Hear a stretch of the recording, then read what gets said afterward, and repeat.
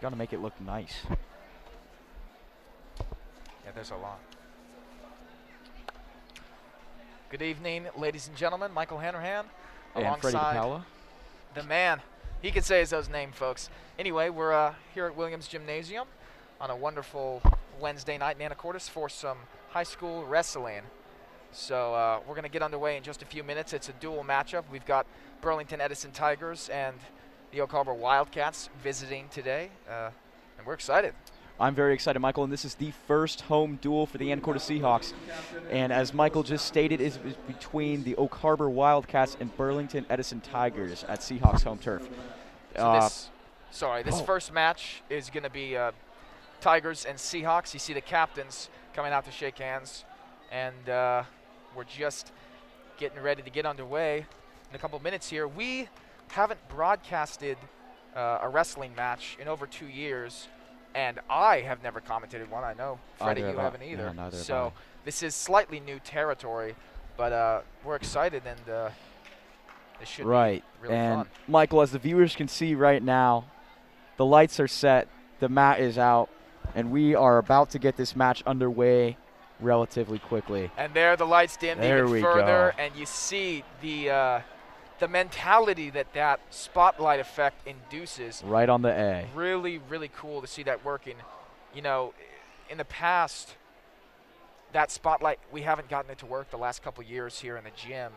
And now that it's up and running the way it should, it really gives a heightened feel of intensity to these matches. Right. And, Michael, I personally have never seen the gym spread out in such a way. With that light shining right on the A, this is going to be very interesting. It's such a cool vibe. You can kind of just feel it in the air. This is going to be great. I'm really excited to watch this. And again, I have never commentated a wrestling match, so I am here to not only enjoy but learn as I go. Uncharted waters, but we're excited to be sailing nonetheless. Of course, we're going to kick it off with the 106-pounders, Josiah Blee, and for the Tigers, that'll be Ben Sommers. Right. And Josiah Blee is a freshman, Michael, and Ben Sommers is a sophomore. So we just, not too big of a difference, but as we get into most of the matches, you're going to see that Anacortes has a lot of starting freshmen for their varsity, and that is just really awesome. The JV match just ended, got underway. I'm sure later on we'll give you guys the overall score for that, but I saw nothing but fantastic things from all sides of the teams here. So I'm really excited for this varsity match. Folks, just for some context before we get started here, they kind of have been switching these lights off in levels. They did the first main ones, then they did some more, and now they've completely darkened this entire gym. Right. And I think we all have a feeling that it's about to get really electric in here. Right. So, yeah. Here come the starting wrestlers. Josiah Blee checking in right now, about to take the mat with Ben Sommers. Both in the 106-pound weight class as this match is about to begin. first varsity wrestling match for the Anacortes Seahawks is underway. Sommers working Blee really quick here. Had a nice snap down and turned it into two quickly. Pin, he's looking for it early. Blee really just trying to stay alive right now for the Seahawks. What a way to start the match for Burlington Edison. Just really showing intensity there. It's not over yet there, folks. You see the speed of these little guys. They can just get around each other, and especially in the neutral position. Of course, right now, Sommers on top, but the feistiness of these smaller weights is just unbelievable to me. Right. Yeah, well, they're fast, they're strong, and they're taking the mat by storm right now. The first, I'm sure, Michael, there's a lot of pressure for Josiah Blee as well. The first high school match as a freshman under this Anacortes wrestling program. I would imagine that would be pretty stressful, but it looks like he's handling the pressure very well. So he gets the escape point after some near fall and a takedown. Again, Sommers trying to wrap this up. Ah. And they're going to call the pin, folks. There it is. There's Ben Sommers of Burlington Edison, the sophomore. Good match there, folks. Really quick match there. Really good. Really strong start for the Tigers with a pin and 6 points on the board for the totals of the match. And we're just going to keep on rolling here right into the 113 pounders. That'll be Dominic Ellertson for the Seahawks and Junior Sandoval for the Tigers. And senior Junior Sandoval is about to take the match. Dominic Ellerton is a freshman as well. So Anacortes, we've just seen the first two wrestlers, and I said this earlier, folks, has a mainly freshman-dominated varsity squad, which is really cool to see. We got a lot of young guys in the wrestling program. 113-pound match underway. Burlington being aggressive again, just like we saw in the 106 match. Really fast here, Michael. This is a very fast match. You see that hand fighting early on. Nice shot there from Sandoval. Good defense from Ellertson. Now he's got him up in the air. That was a vicious takedown right there. Got the two. Yeah, Sandoval with an incredible takedown there. Looking for a cradle here. He's putting it together.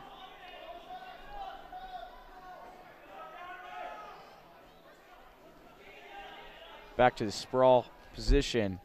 Sandoval still on top, trying to get something to work out. Still a minute left on the clock. Ellertson looking for an escape. Nice repositioning by Sandoval just quickly. Another takedown there for Sandoval. That might lead to a pin. Mistake there by Ellertson. Try to get to 3 in a row. And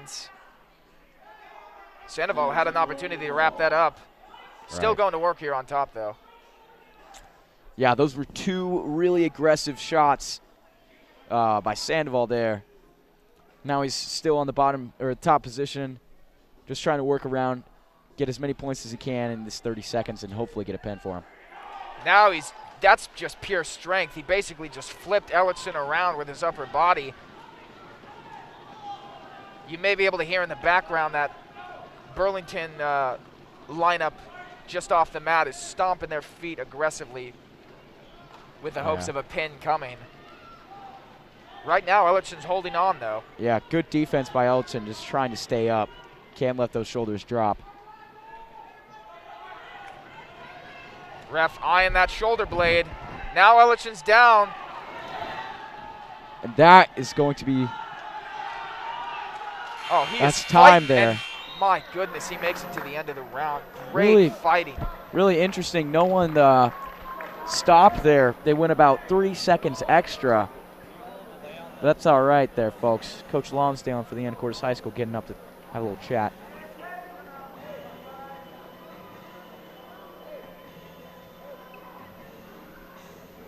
Looking to talk to the ref here for maybe a point misunderstanding. Right. Anyway, the wrestlers out on the mat just trying to stay warm, although after 2 minutes of wrestling, you'd be surprised just how sweaty these kids get. Oh, yeah. That quickly. I mean, a 6-minute match, 3 rounds of 2 minutes doesn't sound very long, but the energy that gets exerted literally every second, I mean, it's really impressive what these kids are able to do on a daily basis. Lifting another person and having another person on top of you while trying to move around is just incredibly exerting. It takes it out of you. It does, Freddie. And here we're going to see Sandoval. He deferred for the second round, and Ellertson looks to go on bottom to start here. Yeah. Pretty common for most wrestlers when you're down. Of course, Ellertson's down pretty big here, 9-1 going into the second period. Right.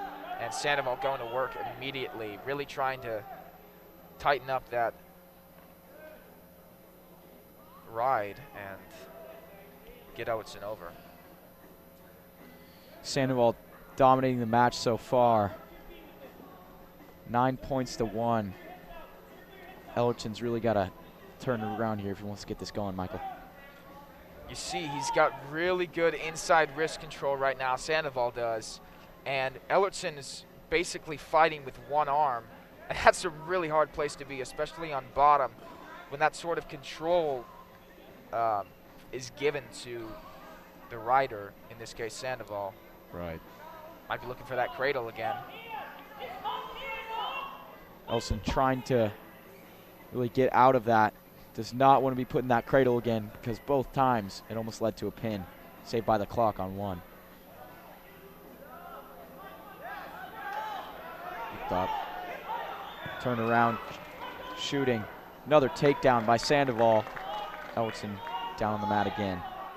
I think in that scenario, they didn't call Ellertson for the escape, so it won't actually be 2 extra points for Sandoval. He just was able to get him back down without an actual change of position. But nevertheless, it's back to where we've been most of this match, with about 30 seconds in this second period. Right. Ellertson trying his best to just get out and escape from that cradle that he's trying to put on him. He can't stand, because the second he does, he already has his wrist. Right. And there's nothing you can do much there. And Freddie, this is a really good example. There's a stall called on Ellertson there. Yeah, I think Ellertson. You can't actually see the ankle bracelets if they're wearing them. But anyway, what I was trying to say is, this is a really good example of the difference between high school and college wrestling. In college wrestling, Sandoval, he's been on top riding out Ellertson the entire match. That'd be an extra point. You get a riding time point. Here in high school, it doesn't make. You don't. That's not enacted. And so, although in this specific match, it doesn't really make much of a difference at this point. It only makes Sandoval up 10-1 instead of 9-1. But in those close matches, riding time can be a big factor. And in high school, they kind of just make it irrelevant, which is a really interesting choice. Yeah, it is interesting, Michael, but it's safe to say here that just the 11-1 points there and keep getting those takedown go-behind points, that's going to be really, really big for Sandoval. As it's going into start of the third round here, looks like it's kind of the same scenario of just overall control from Sandoval, trying to get a pin within the next minute.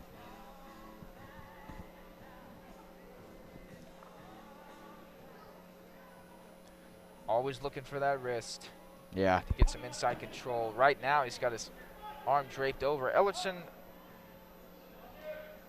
is having a really tough time trying to get out here, and credit to Sandoval for making it so tough.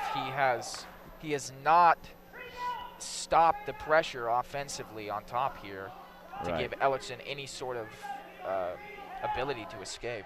Right, and looks like Sandoval's trying to go for that cradle again. Gives up on it. Ellertson trying to stand up here. Sandoval just sticking to that leg. Nice sprawl out by Ellertson, just trying to get unwrapped, get an escape point, and he will. Now he's going to get the reversal for 2. There Sandoval losing some steam here.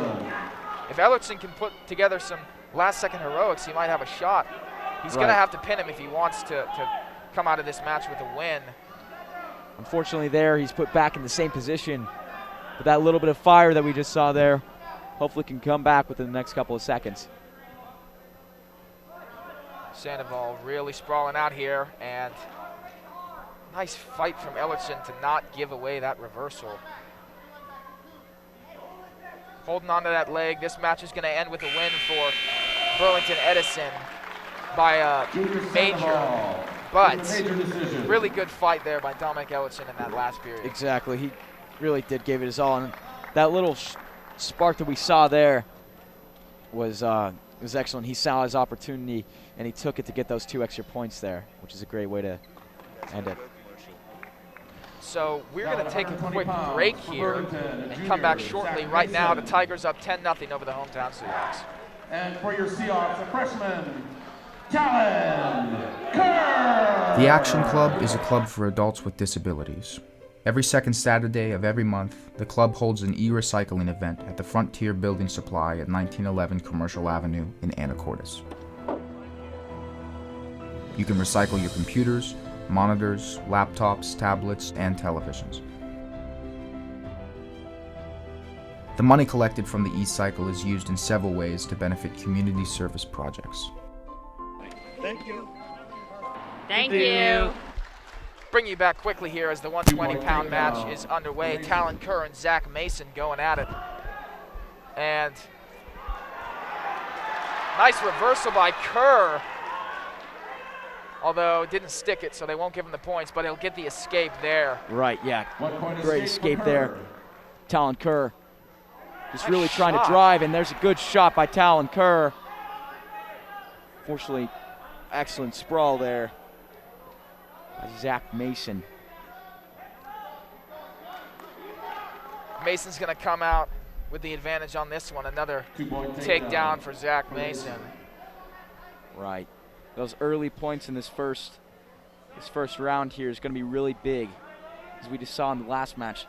Little overall control there from Burlington, and just the massive amounts of points that came up was unfortunately the feather that broke the camel's back there.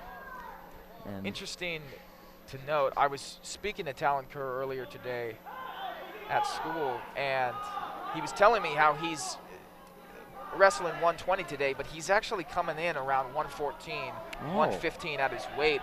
And so there's a definite size advantage, though you don't think it would be that much, 4 or 5 pounds. It plays a big difference, especially if Zach Mason is cutting from around 125, 126 Right. at a natural weight. He's definitely got a size advantage on Kerr, and probably a strength one along with it. right, yeah. As you see, he's looking for the pin here. Clock's winding down. He doesn't have much time to get that pin. Hopefully Talon can, with his last He's got to couple hang on seconds, for get 3 it. seconds. That's going to be it with no pin. Talon Kerr survives to see another round. 3 point near So fall. 3-point near fall awarded to Mason. He's up 7-1 after the first round, and Right. Talon Kerr's going to defer. Those early points again, Michael, those were pretty big as we go into the second round here. Right, and it's funny, you would think that maybe Talon Kerr would be demoralized going into the second period knowing that he's down 7-1, but really, if you're a wrestler out on that mat, you are not paying attention to the score. Right. You might be keeping track in your head loosely, but overall, you're just trying to survive. You're trying to work that offense and get some points for yourself, and really, you're just trying to stay alive because it's brutal out there, and you get tired quicker than lightning striking. I mean, truly. Exactly. Pretty aggressive shots here from Talon Kerr. Trying to work that offense, and he's getting through to his legs for just a split second. If he can get lower and get down to the mat with his knees and really take a full-on shot, he'll probably be able to break through. In the first period, we saw that once. He had a double leg, and then it was just a great sprawl by Mason. Exactly. But here they're just kind of trading off, hand fighting up in the neutral position. Right. They're starting again. Sprawl avoiding a takedown. This Talon Kerr is just trying to fight the hands and get something going here. Nice level change. See, Talon Kerr moving, seems to have a little more energy than Mason right now. If he can drive through on this, he's got a nice takedown lined up. That's going to be a great takedown. We're going to see if that was in.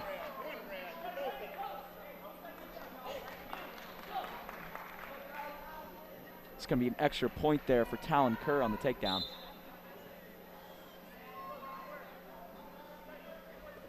You see the replay of it there.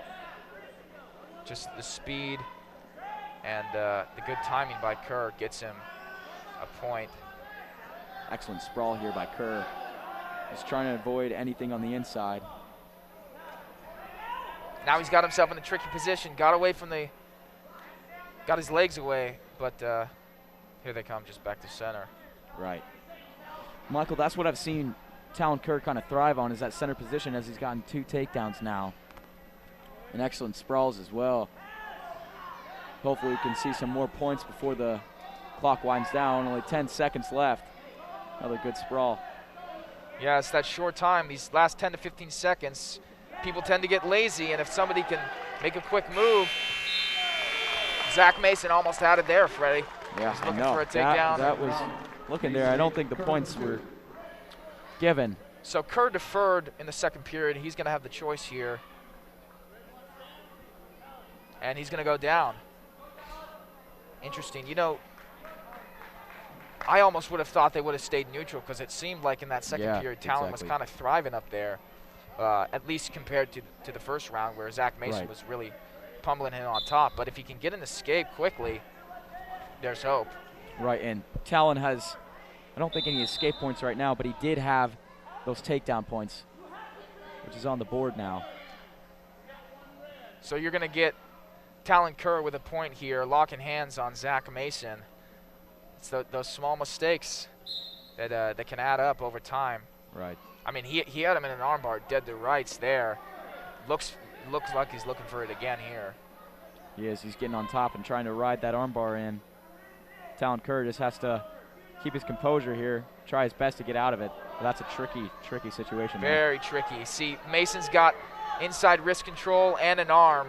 I mean, Talon's defense is really limited on bottom right now. But he's fighting, and he doesn't want to let that arm over. Boy, that's a tough position. That is. You can see his arm poking out there. Talon Kerr just looking to get away from this. Anacortes freshman, he stays stubborn, keeping those arms clenched and breaks away from the armbar. Good. 3 point.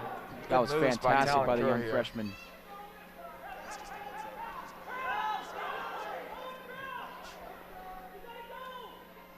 Now Mason looking for some new moves, trying to get a leg ride inside here. And looks like something's going on here with another, trying to get that arm still. Excellent wrist control by Zach Mason as he's just running Talon around the mat here on the bottom. It's hard to get out of that, especially on bottom. 30 seconds left in this third round. Now he's going to start getting the near fall called. Again, Talon in the same position as the end of the first period, just trying to fight to stay away from a pin here. But the near fall is really starting to add up for Zach Mason. Right. There's going to be some points on the board there in a bit. Hopefully Talon can get out of this. If the clock is winding down. Boy, he's really not budging.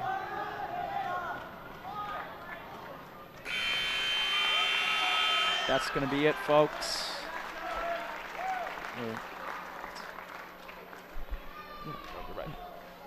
As Burlington Edison takes another match Major decision for Zach Mason against the Anacortes Seahawks. Now up 14-0 over the Seahawks. We'll take a quick break and come back for 126.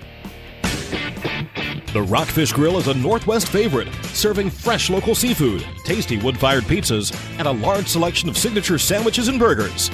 They proudly pour 16 draft handles of Anacortes beer made right next door at the Anacortes Brewery. Family-friendly, live music every week. There's something for everybody at the Rockfish Grill. For more info, visit them on Facebook or at anacortesrockfish.com. The Rockfish Grill and Anacortes Brewery on the corner of 4th and Commercial in beautiful downtown Anacortes. All right, folks, just to tune back in after that quick commercial break, it's going to be a forfeit for Blake Van Delner of Burlington Edison as we get into the 132 bout here.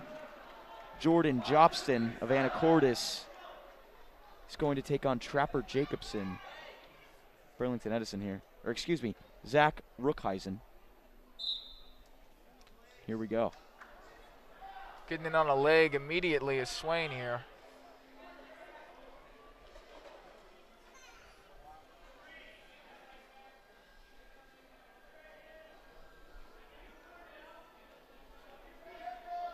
Rookheisen trying to get something going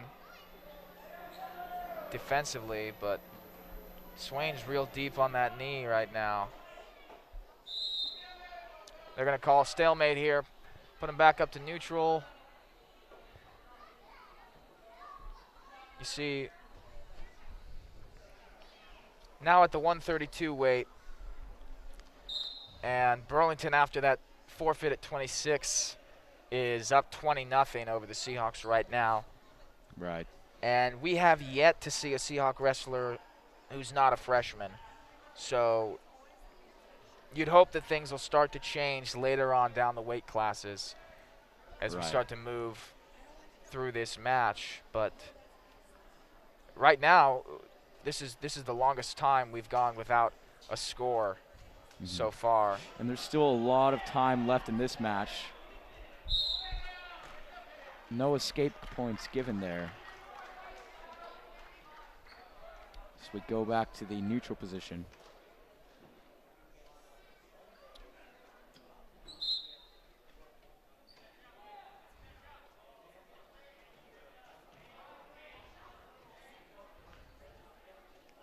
Trying to get some quality fakes in. Good shot from Swain, and he's had a few of these already, but Rukhuizen's been able to get out of them thus far.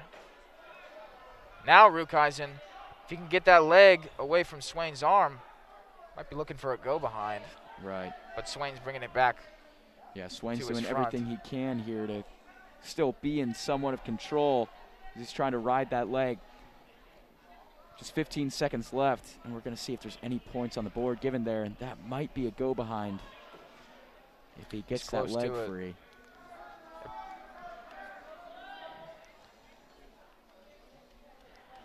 That's going to be the first round there. Still 0-0 Really- on the board. Really even match right now. You see, Swain is definitely being more offensive than Rukhuizen, but on the other side, you have to think Rukhuizen has defended well, and Right. no points for either wrestler thus far.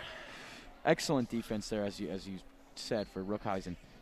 All three of Swain's shots ended up in almost a perfect sprawl and turned around on Swain. As we see here, Swain's going to try and get some control here and hopefully get some points on the board for wrist control.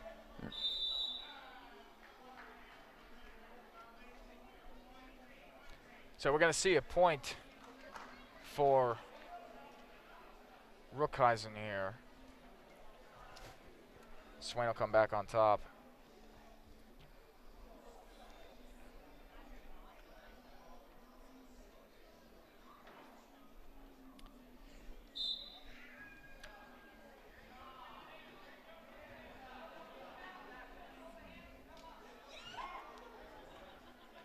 Looks like there's a takedown there.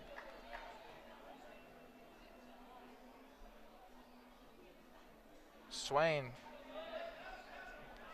looking in a lot of different directions right now. Not sure how he's trying to take this ride right now, but he's got wrist control on the right arm. Right. Although Rukhuizen's really trying to stand up here. Rukhuizen has a looks like really powerful defense there. It's really tough to get him down on the mat and keep him down on the mat, as Swain's trying everything to keep him in that Rukhuizen's- position. He's reaching back. Not sure if the coaches like that one. Now Aiden's on his back. Excuse me, Siler Swain. I used to wrestle with his older brother. It's a bit of a habit for me. But now Siler Swain in a very dangerous position here. Right. And that this match has turned around quite Quite- a bit. Quite literally, Favor. too. A reversal called there for Rukhuizen. And he's getting near fall here. 30 seconds. Siler's got to hang on if he wants to make it to the third period. All right. You see some of those near fall points given to Rukhuizen there.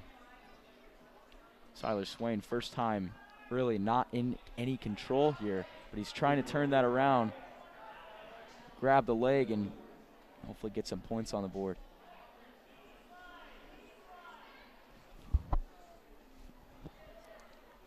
And Clock again, winding down.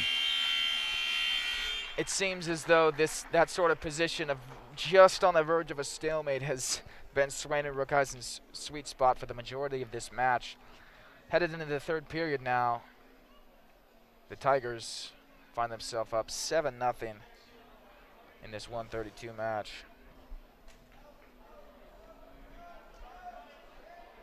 It's going to be Rukhuizen's call here. Excuse me, no, Swain's call.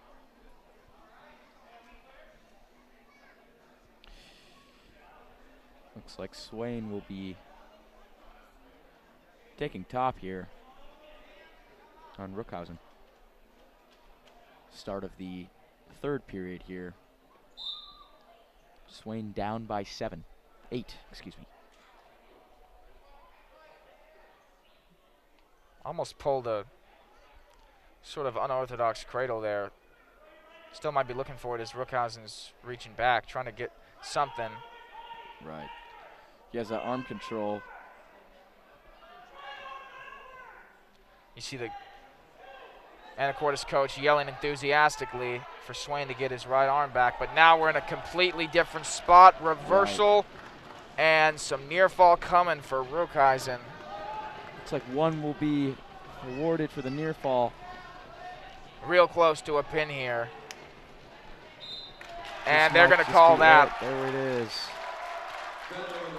So Burlington in the early stages of these matches has completely thwarted the Seahawks. Now they'll be up 26-0 as we prepare for the 138-pound match. Now at 132 pounds.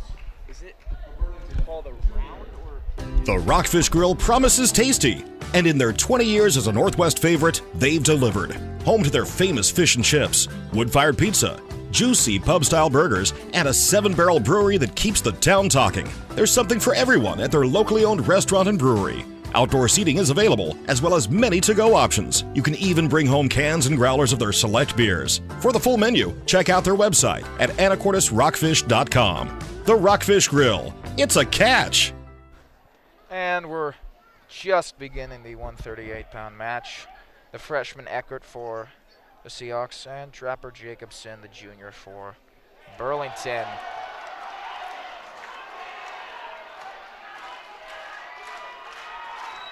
Seahawks find themselves a pin. Jordan Jobson there. Real quick pin. That was a great, really fast match there for Jobson as Anacortes gets some points on the board, making it 6-20 within the fourth match. Now we're going to see the 138-pound bout between Elijah Eckert and Trapper Jacobson here. Now at 138 pounds. So I was, excuse me folks, I was one match ahead of the game here, but now we're on track. Trapper Jacobson and Elijah Eckert. Elijah Eckert. And after this match, there's only going to be one more freshman in the Seahawks lineup, mostly composed of juniors and seniors after this 138-pound bout. Right. But here we go. Another freshman match between Elijah Eckert here. He's another freshman for Anacortes, as we are yet to see any wrestlers for Anacortes who are sophomore and above. So this match is going to be great. This is the future of the Anacortes High School wrestling program in the making, which I think is awesome.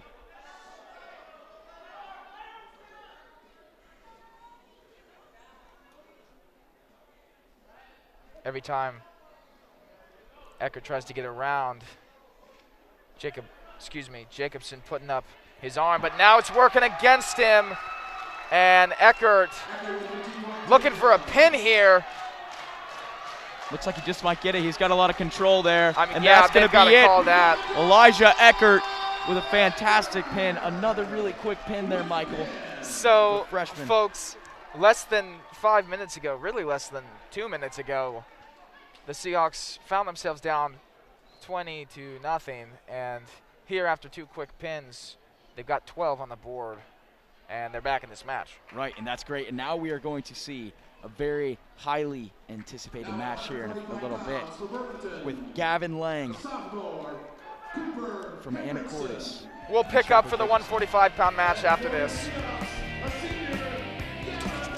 Hey, I need a hot and ready pizza. I'm racing against the clock. Thanks. Where are you? Walk in and walk out at Little Caesars with hot and ready slices and sticks from 4 to 8 p.m. Pizza. Here's the senior Gavin Lang here. starting off the bout between Trapper Jacobson. Now I'm going to be honest with you folks. I wrestled middle school, freshman and sophomore year, and I was with Gavin Lang along the entire way. He's by far the best wrestler the Seahawks have. Technically, from an intelligence standpoint, took 8th at state his sophomore year and has continued to rise since then. And in his senior year, he's looking to do some big things. You see a shot there from Gavin. And he's got Lang himself too quickly. taking incredible control here. So they're going to be taken out. And Michael, I don't know if you remember this, as I wrestled both my years in middle school, but unfortunately for me, I was Gavin's wrestling partner. And man, I don't think, even when he was at a young age, I don't think I've ever seen a better wrestler from Anacortes. As he's taking immediate control here.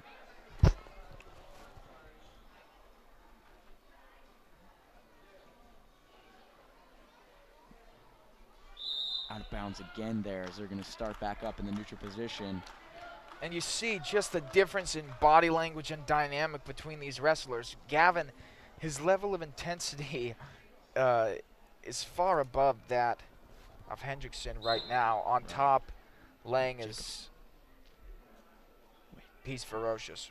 Yeah, and Lang right now, as you can see, this guy is strong, he's fast, and he's dominating. He's got control like no other, and at this point in the match, we're looking at just an excellent wrestling spectacle. I could say this is one of the most exciting matches you folks will see today. Now he's just stretching out Hendrickson. Got those ankles inside. Right, and looks like he's got a lock. Inside wrist control. And you see there Gavin on top, just calm and collected. He knew they were out of bounds, and he looks at the ref. He's like, "You gonna call this?" I mean, right. Yeah. His approach it's really beautiful to watch. It's so effortful, but also effortless at the same time. Right. Looks like Gavin's gonna look to get another takedown here. Staying Jacobson on that trying leg. to turn it around. Looking for a cradle. Almost had it. Lost that leg. Now Gavin eyes the clock. About 25 seconds to go here. So Gavin's going to try and get something with an arm as they break off with that. 15 seconds on the clock. Hendrickson a good point here. Though Gavin's been dominating thus far, the score's still only 3-1. Gets the leg wrapped around, and they'll get 2 on that one. So this period will end after a real nice showing from Gavin Lang. In the first 2 minutes, he's up 5-1. Right. And I got to say, just like in the previous matches that we saw of control, you can see it now with Gavin Lang. Just, wow, really taking control here and showing what he can do, I'd like to say. With that said, although Lang has had control thus far, Hendrickson has fought well to this point. He hasn't made any serious mistakes that have cost him any big points. Switched.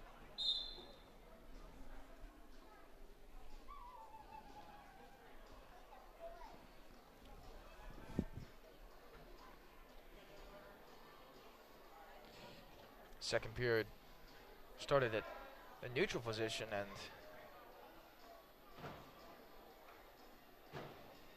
nice sprawl from Gavin there. Yeah, I was going to say, really good stuff for both wrestlers here, as the energy is just unmatched from both wrestlers. Gavin Lang is really intense here, getting out quickly, recovering, and just trying to put as much pressure as he can on.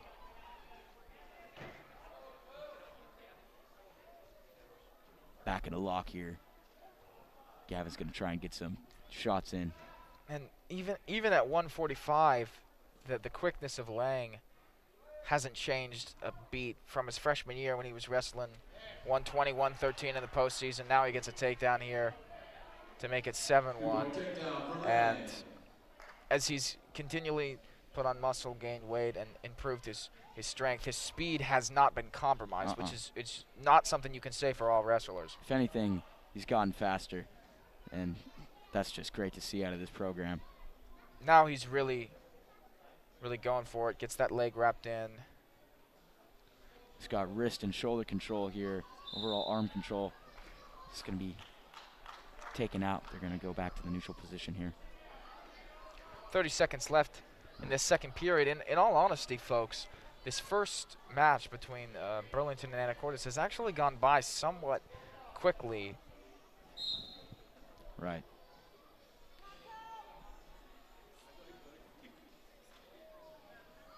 Gavin Lang looking to get that arm control again. He now has Trapper Jacobson on the bottom again. He's got both arms. Now he just wants to circle. Final seconds winding down. Trying to get that flip. There's the end of the period. And we'll go into the third period. Gavin Lang up 6. And he's going to go down here. Right. And Gavin has just such speed and strength that I would not be surprised if he can get a reversal out of this. He's got that position and looks like he is going to get a reversal out of it. There you see just not only the speed. I mean, he did that in maybe 3 or 4 seconds, but along with it, right, a powerful wow balance that he has with his body. No kidding. To get that sit through and reversal. Right, and if you can look here, you can see that Gavin's just kind of taking the bull by the horns and trying to ram him into the mat as hard as he can and just try and tire his opponent out here so he can get a pin here. But Gavin is up significantly in points here, up by 8. So with just 1 minute and 20 seconds left, I would not be surprised if we see something going here. Trying to scoop that head. He's got to keep his left arm behind his back if he wants to get this pin in this specific way, of course, that is. So he'll let that slide and look for something else now. But that's been a staple of the Seahawks for a little while. The head coach, Michael Lonsdale, loves that move. Bringing the arm behind the back, shooting the arm through, looking for a half. And Gavin has the strength to do that. He really can move his opponent anywhere on the mat and just remain in control. As we've seen, he's had great wrist control the whole time, and that is really key for pulling off some of these moves that he's doing. Keeping that head pressure on. Lang's eyed the clock a couple times, knowing that his chances for a pin continue to decrease, but he's still working here on top, trying to finish this out. He's going to come away with the win at this point, up 9-1, and a major for 4 points. Gavin looked to do a little trap there. Scoots on into the mat, and that is going to be it for our 5th match here, or 7th match here. Gavin Lang really taking control just from the start of that match and finished with control. 3rd straight Seahawk win. They're now down by just 4, 2016, as we head to the 152-pound.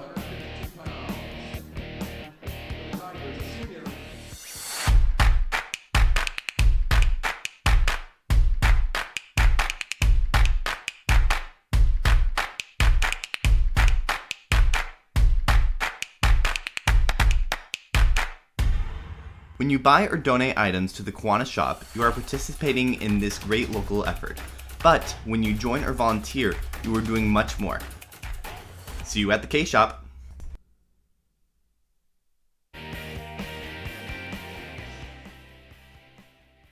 Rios and Donovan Hendrickson. Here we go. Right. Up in a lock there. Tony sprawling. No shot, though. And there's Tony. Had the leg slid up to the hip and can't finish from there. Still no points on the board for either team. A really aggressive start by Rios. Looking to get some shots in. There's a nice There's outside another. single. Can he finish here? Looks like it's going to be tough, but it looks like he's got some points if he can just get that leg around. Here's one of those 50-50 spots. Now back up to neutral. Good reshot there from Hendrickson. My Tony. goodness, what an What a entertaining turnaround. first minute. That was an excellent turnaround by Hendrickson. He's going to come around. He's going to come out with the 2. But really awesome sequence there in those last 15-20 seconds between Rios and Hendrickson. Yeah, a lot happened there, Michael. And as we're moving up in the weight class, we're seeing a little bit of speed decrease, but we're seeing just how strong these guys are. It's pretty incredible. As we saw Rios there, they were just teeter-tottering with each other, seeing who can get that takedown first, but an excellent few seconds there.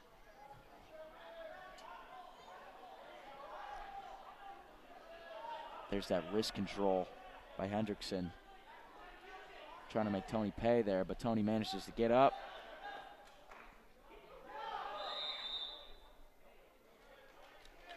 Rios thought he was out of bounds. Ref waited to call it. He will be awarded the escape point. Point escape for Rios. 10 seconds left in this first period, excuse me. Rios wants to finish with a takedown. He's looking for it as they keep locking each other up. Not going to get the takedown points there for Hendrickson. There you see a really good example of those last few seconds. If you feel your guy starting to loose up, ease a little up, bit. Yeah. you get an opportunity to go for a quick shot. But in this case, Hendrickson was just a bit too late. Right. Michael, I don't know if the microphones can pick up, but I love hearing the enthusiasm from the teammates down there on the Seahawks bench. Couldn't agree during more. this match. Quick reversal from Hendrickson. Tony was on his back. Whoa, big flip there. And Rios gets the reversal. My goodness, folks. That was fantastic as Rios is now looking to pin Hendrickson. It's not going to be that easy, though, as he's crawling out. God, they're both equally squirming and going back and forth. What a battle we're seeing right now at 152 pounds. Right. That's And going there to be you see another reversal for there. Hendrickson. 6-6 here, little under halfway through the second period. Hendrickson currently on top, but who knows, that might change in 2 to 3 seconds. Because as we saw, Michael, just reversal on reversal. Rios just took it there. That was fantastic on both ends.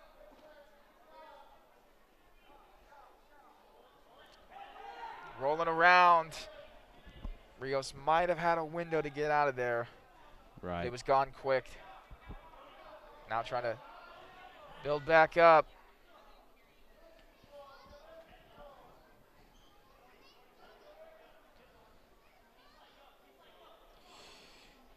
Just about half of a minute left on this second period. Hendrickson has Rios flattened right now. He's got a little time to work on top here.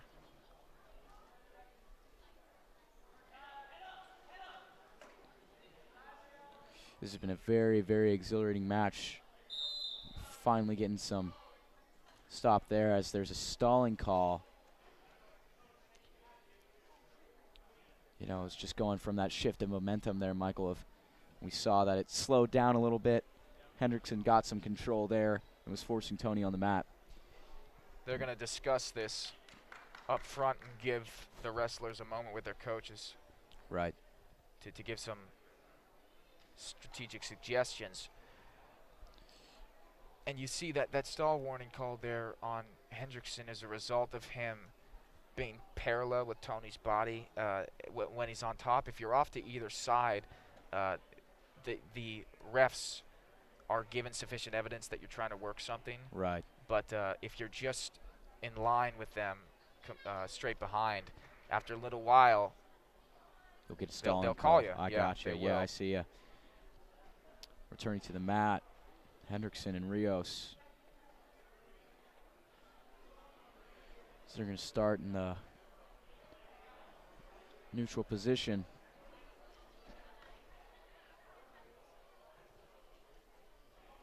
Rather with Rios still down, 18 seconds on the clock. And Hendrickson is up 8-6 here in the second period. Rios tried to pop out for a second there, couldn't keep it. Still fighting though. Right, looking to stand up here is Rios. Short time to get an escape, can he do it? And that's gonna be it. Time there. So it'll be Rios's decision here. I'd be interested if he stayed down, because Hendrickson handled him pretty well there. Of course, yep, he called neutral. Right. So he'll try to get some offense work in and finish this match. A little slow here to start is Rios. Right. But now he tries to get a slide by, and he'll get the 2 for it. Right. See if he can't do anything there. Wants to hook that ankle. He got the 2 already. Really, he just wants to keep it and solidify his place on top rather than letting Hendrickson get any sort of escape or reversal. Right. Hendrickson looking to get out of that, but Rios is not letting up on those legs. Still not giving up. He's going to get another takedown there is Rios. Excellent mat control here in this third bout. Just trying to maintain position here. They're tied right now, so one way or the other, either Hendrickson gets an escape, Tony gets some near fall. Something's got to happen if they don't want to go to overtime with a minute left in this third period. Right. Tony looking for something there.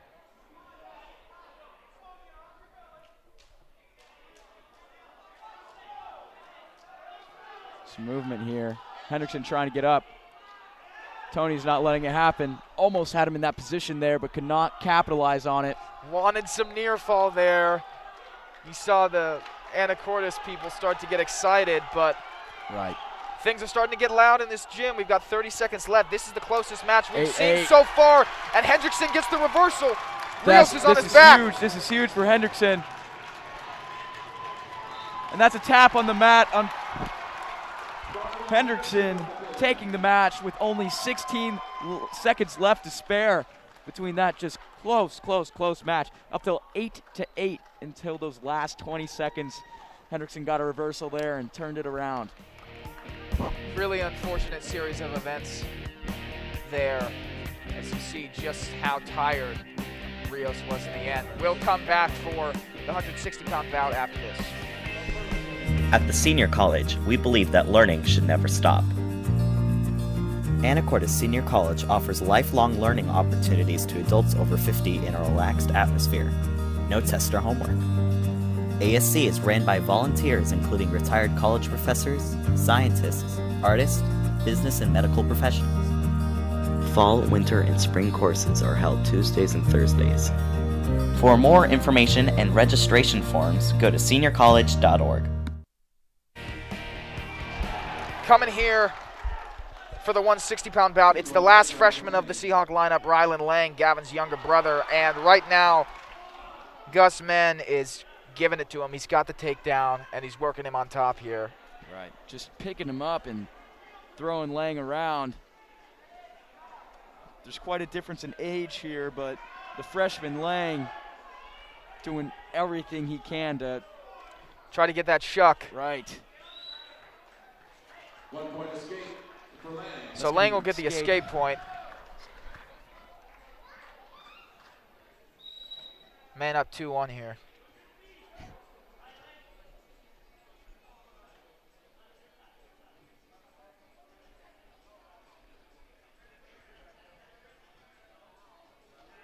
Lang nice going shot. For a shot. Looking to capitalize there. Nothing there. He's going to be taken out of bounds.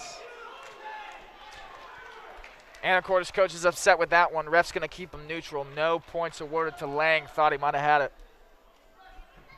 Right, again, it was in those last few seconds. Aggressive shot here by Mann as he takes Lang out of bounds. And they're not going to call that from man either.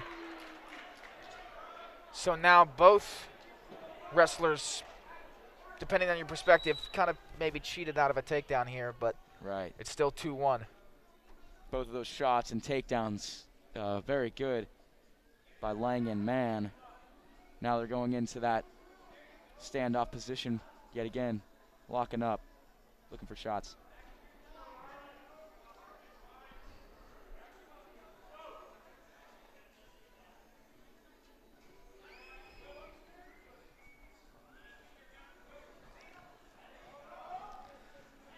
Nice slip behind by Mann.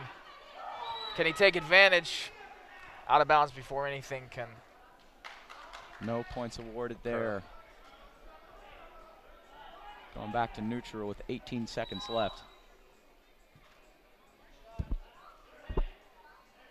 Nice defense from Lang.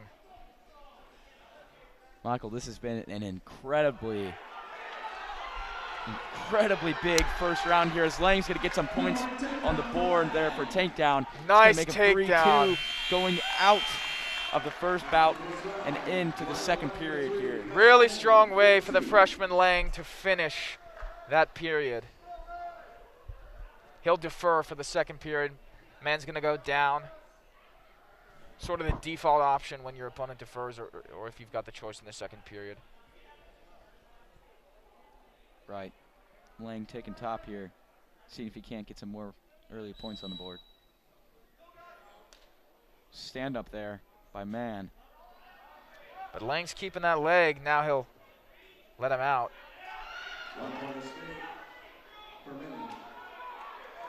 That's going to be a turnaround there for Lang. And there's a reversal for Mann. Just really great wrestling here by these two 160-pounders. Right, this is an incredible match here, Michael.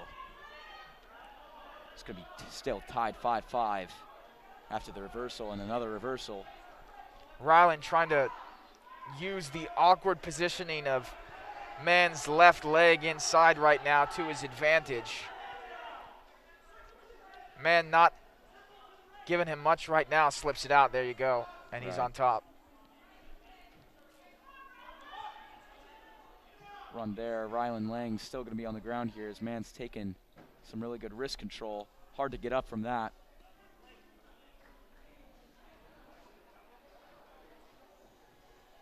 Toppling Lang. Lang looking to turn around, but just does not have enough time to get out of that.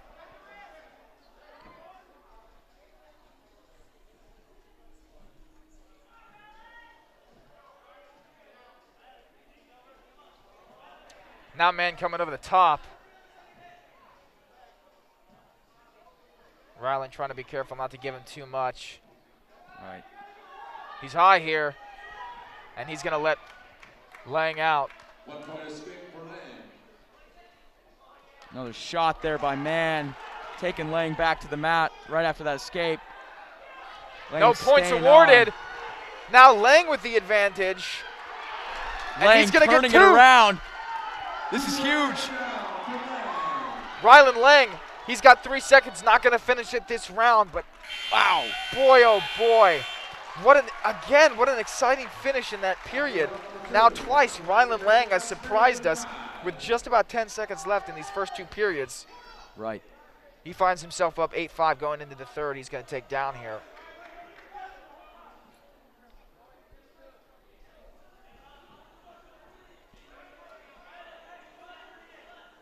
There you see just the dichotomy between Gavin and Ryland Lang. Although Lang is the younger, Ryland is the younger buck, the intensity he brings is no different than Gavin. Right, no. And that's just, apples not falling too far from each other from that Lang tree. These guys are intense. There's, got to say, this brotherly duo is just something else. Although with that being said, Mann has been really incredible throughout this match as well. He's down 4 with about 1:30 left in this third period. Ryland Lang getting enough time to take it out of bounds there. It's Gus Mann tries to get a takedown here. Quick shot there from Mann, He's and gonna he'll be get that. rewarded for it. 2-point takedown for Mann.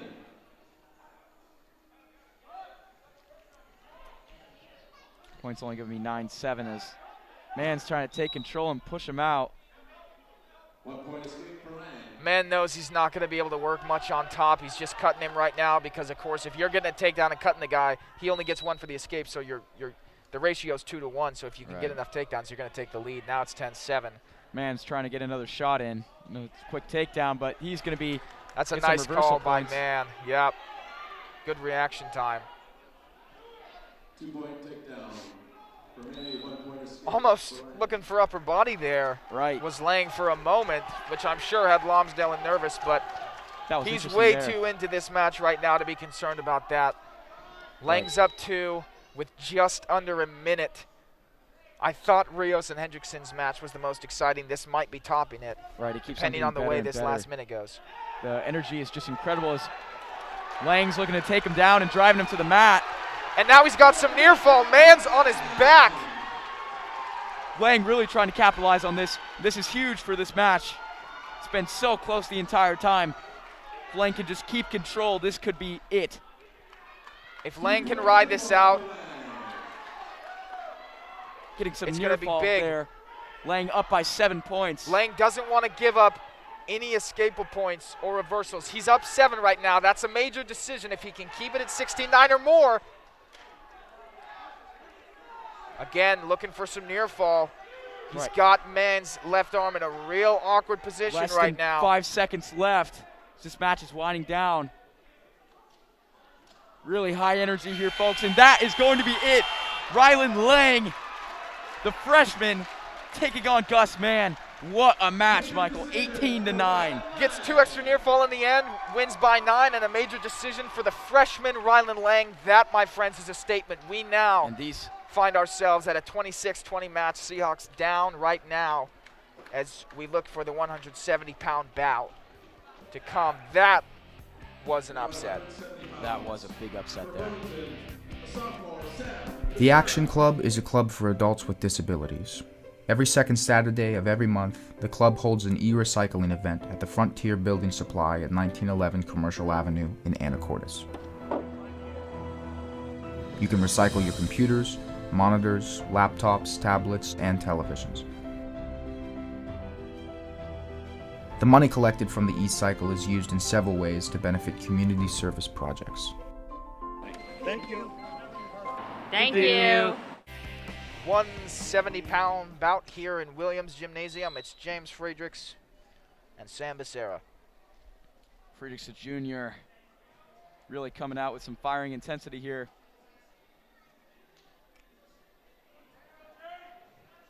As we start to move up these weight classes, you'll see a change in position dynamics.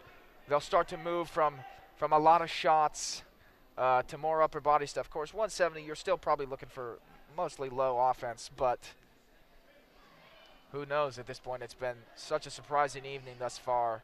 Right. And the excitement has not dwindled through the matches. No, sir. So we see Friedrichs here looking to get some of that top control, bringing him down to the mat. No points awarded yet. If he can get around, there's going to be 2 points for Friedrichs. 2-point takedown for Fredericks. Working that wrist and crotch. Near the edge of the mat here is Friedrichs.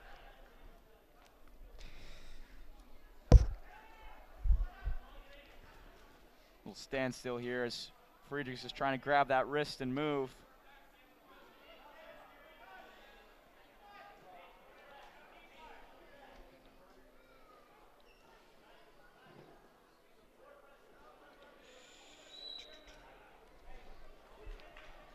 They'll call this out and bring him back to center with Friedrichs on top. He's got to fix his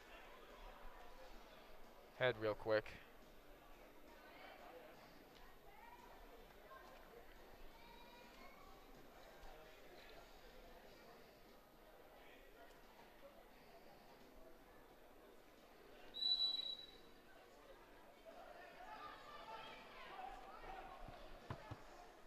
Frederick's keeping that top control there, trying to work around. See, you're seeing that staple. They go for the inside wrist. You drive with the crotch if you can flatten him out. Right. He wants to Looking push to his drive arm that through. arm. He's got that. Becerra Friedrichs. tries to get through, complete turnaround, but Fredericks just at the end of the period Saved got by the that. bell. No. Looks like there's going to be 3 points of near fall awarded to Friedrichs. Let's get ready to take the mat again. Well, Michael, as you said, that ride there, Friedrichs just saw the opening and tried to get a pin there. One more time on the clock. Maybe could have happened. We're going to see it in the second bout here.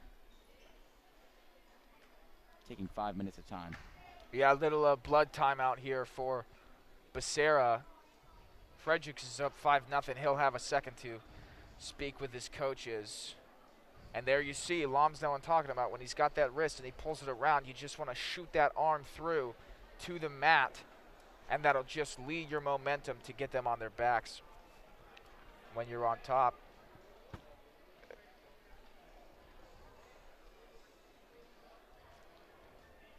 Really interesting to see the change in sort of tonality of this match as we've evolved through the weight classes early on.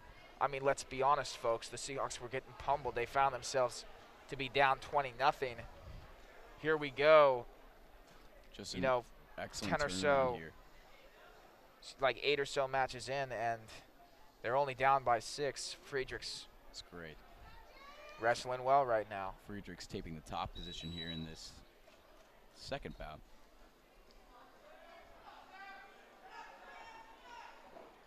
Looking to keep that ground position here, not letting anything by.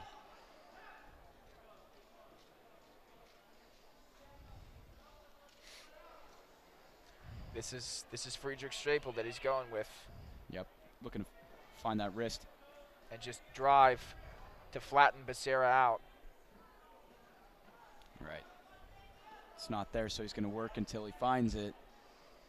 Looks like he's just getting there almost. Becerra flat on the mat now. Friedrichs up high. Yep, rotate, wants to pull that out.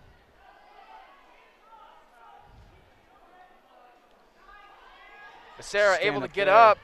Now a head and arm. Friedrich sort of naturally transitioned to. He's getting his near fall here. And awaiting a pin.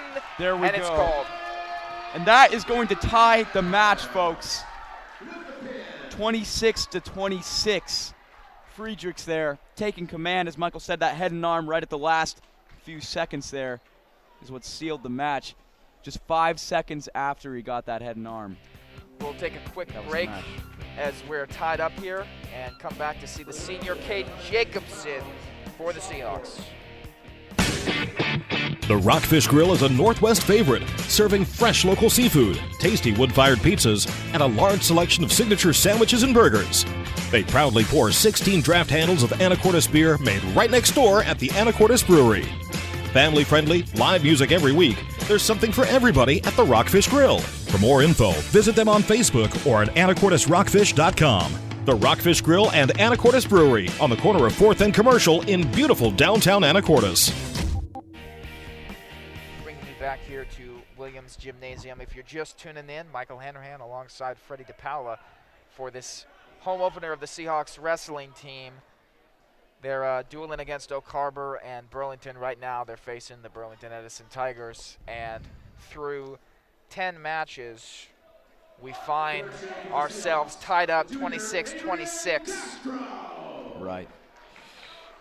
So we have Adrian Castro taking the mat for Anacortes. Starting off really aggressive. Looking to get some control here.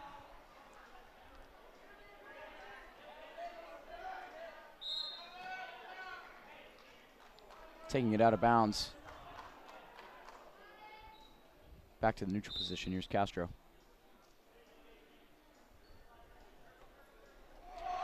Nice play by Adrian Castro. He'll get the 2.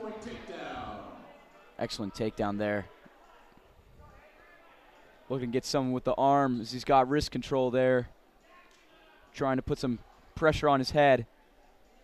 Just moving around the mat here now. And you'll learn through this period, folks, I'm sure, that Castro is a bit of a bull on top. Very aggressive, quick movements with his arms. And as Freddie just said earlier, he really puts pressure on that head. Right. Looks like he had most of his upper body weight just pressing down, which is an interesting start to take bottom here. Big ol' slam there as Castro is just trying to put in some work. Keeps riding. With that arm, gets him flipped over. Castro just looking to apply some pressure here. Now he's riding high. He's riding high. He's got his arm back. Not what Coach Lonsdale wants to see here. Got to shift his weight if he wants to keep control here. He looks all right now.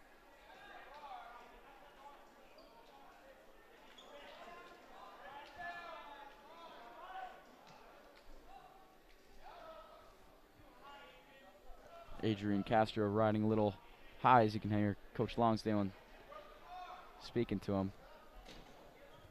Both wrestlers slow down a little bit. 30 seconds left in this period. Castro's up 4-0 currently. Now he's looking for that cradle. Can he bring him over? Got 20 seconds to work it. He's real close, folks. He's got him over. He's getting near fall now. Not sure he'll find a pin out of this, but he just might. 8 seconds left. Castro getting quite a bit of near fall there as the clock's winding down. Doesn't look like there'll be a pin there. Should be some more points on the board here. 7-0, Adrian Castro. So, no pin for Castro, but a strong opening statement nevertheless.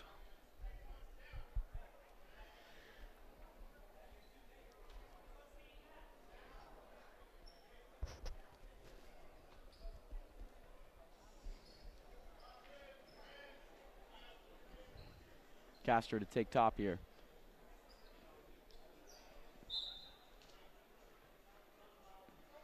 Instantly flattening him out. You see that Burlington Edison Tiger defense on bottom. Doesn't want to give up the armbar, so he's clenching those hands together. But Adrian is continuing to put pressure on.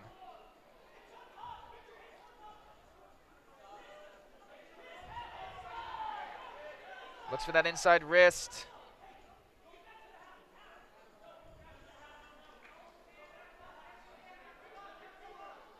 Almost a stand up there. Castro not letting him get any movement on the map here.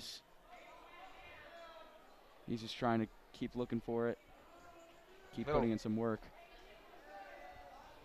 Looking for that cradle again. It worked for him last time. He's going to get near fall here again. Can he get the pin? He's got time. Minute left on the clock. Can he wrap it up in the second period? And that's going to be it. Adrian Castro taking the match, giving Seahawks a lead here for this first time we've seen. Coming back from 0 to 20 and bringing it back to 32 to 26. Michael, that is incredible for Anacortes.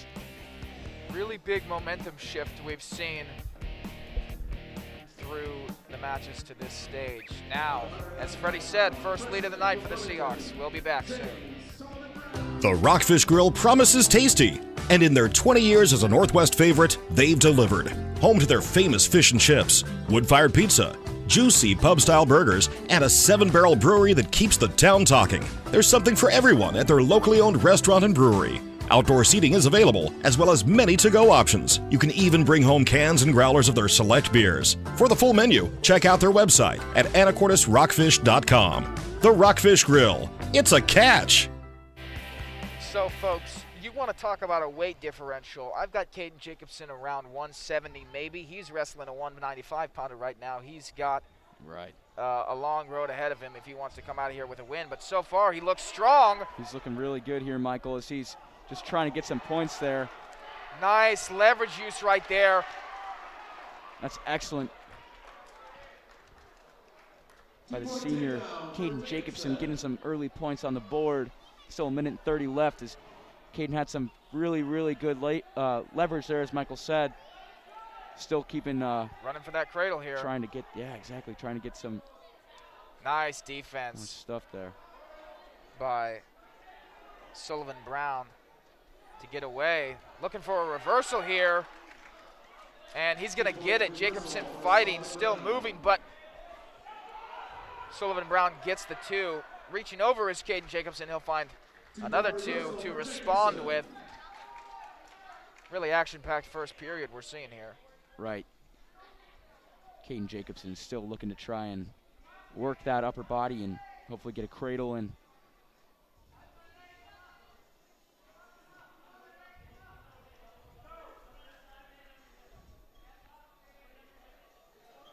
Looking to stand up there. Just running around. Excellent movement by both of these guys. Jacobson sticking with it. They're going to give the escapable point to Sullivan Brown.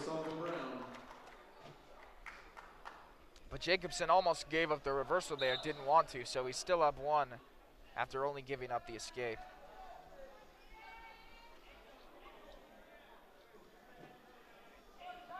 Tied up here. You can see the size difference between these two wrestlers. Jacobson not letting that get to him, though, as the clock's winding down. It's going to be 4-3 Jacobson of Anacortes. Not letting any bit of pressure up in this match.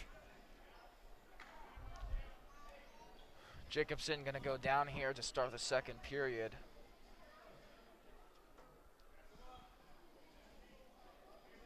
He's up by 1, but Sullivan Brown is challenging well.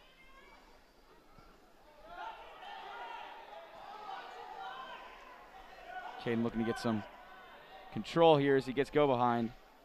2-point reversal for Jacobson. He's going to put a leg in here on Brown. Brown trying to stand up. Jacobson not letting him go out. There's Brown back on the mat. You see, Jacobson doesn't want to give up the reversal, and the problem for Sullivan Brown is if he's chasing the reversal, they're not going to call the escape point that quickly. And so you see here, there's no change of position, even though Sullivan was basically, lined up head-to-head with Jacobson. Right. Jacobson has excellent position here, getting that inside leg. He's going to get picked up. Sullivan Brown trying to do something with it, but that is not going to be anything there. So now they'll go Sullivan Brown the escape. Take us back to neutral with exactly a minute on the clock in this second period.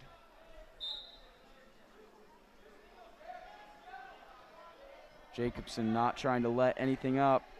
He's hanging over with that left arm. See, there you go. Sullivan Brown gets a leg real easy. Although Caden Jacobson sort of gets the involuntary wizard out of that. But he gets down. Nice single leg grab instinctually by Sullivan Brown. It was really just waiting there for him, that left leg of Jacobson's. Right, and Michael, that takedown's going to bring it 6-6. Really quick tie here. 30 seconds left. Clock winding down. Jacobson looking on bottom now. Now Jacobson gets in on a leg, and there's he'll get a the reversal reversal. there for Jacobson. My, not to be repetitive, but it's just been reversal, back and forth between these two gentlemen. And it continues through the second period. 5 seconds to go here. And it's Sullivan Brown down. Really Can he get the quick escape before the third period starts? Oh, apologies. Really another close match here between these two wrestlers.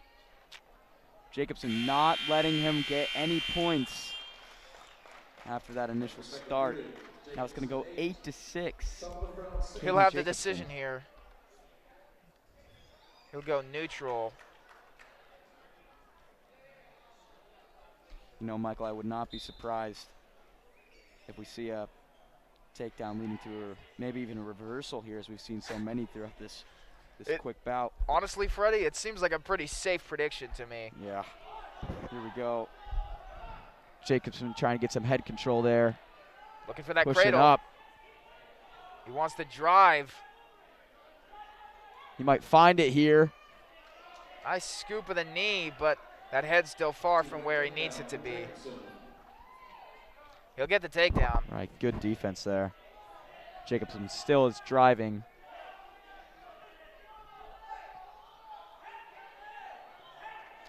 Puts that half in. Jacobson looking to try and make something out of that. Brown trying to stand up.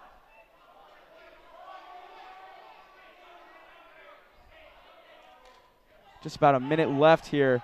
And this Jacobson. time, Jacobson not allowing that reversal to go. He's trying to put Sullivan Brown on his back here. He's getting the near fall. Oh, looks like this might just be it. Caden Jacobson to take it home.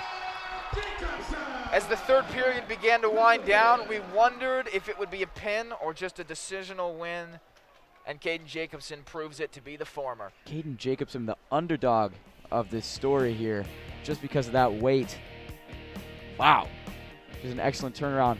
Reversal after reversal after reversal, but Caden Jacobson managed to stay in control. As folks, we're about to go into commercial before our final bout of this Burlington Anacortes match. Hey, I need a hot and ready pizza. I'm racing against the clock. Thanks.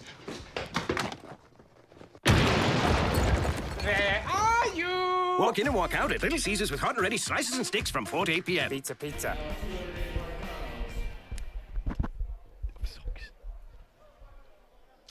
For the Tigers, 285-pound match here. Of course, the Seahawks forced to forfeit 220. freshman. And for the Seahawks, the junior, Garrett Bickley. So it's Garrett Bickley for the Seahawks. Luis Amador for the Tigers.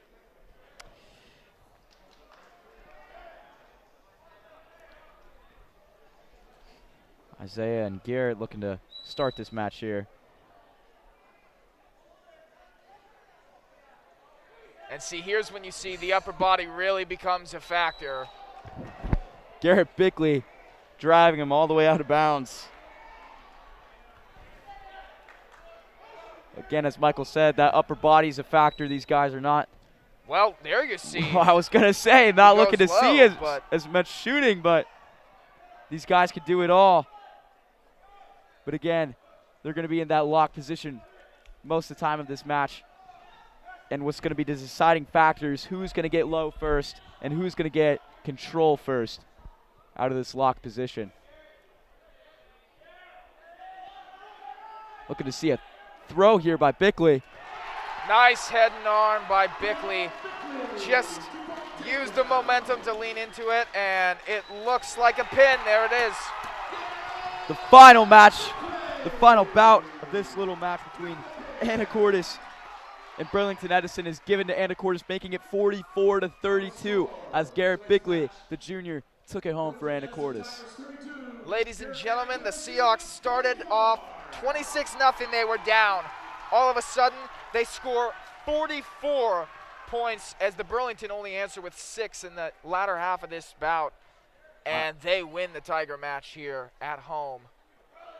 I don't think I've ever seen a bigger comeback in wrestling, Michael. That was fantastic. I have never seen anything like that.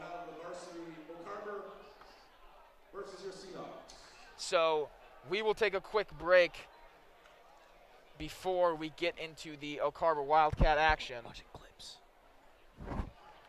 And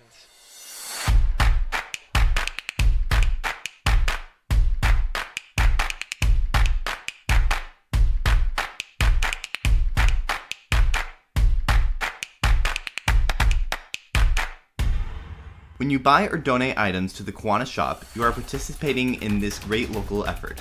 But when you join or volunteer, you are doing much more. See you at the K-Shop.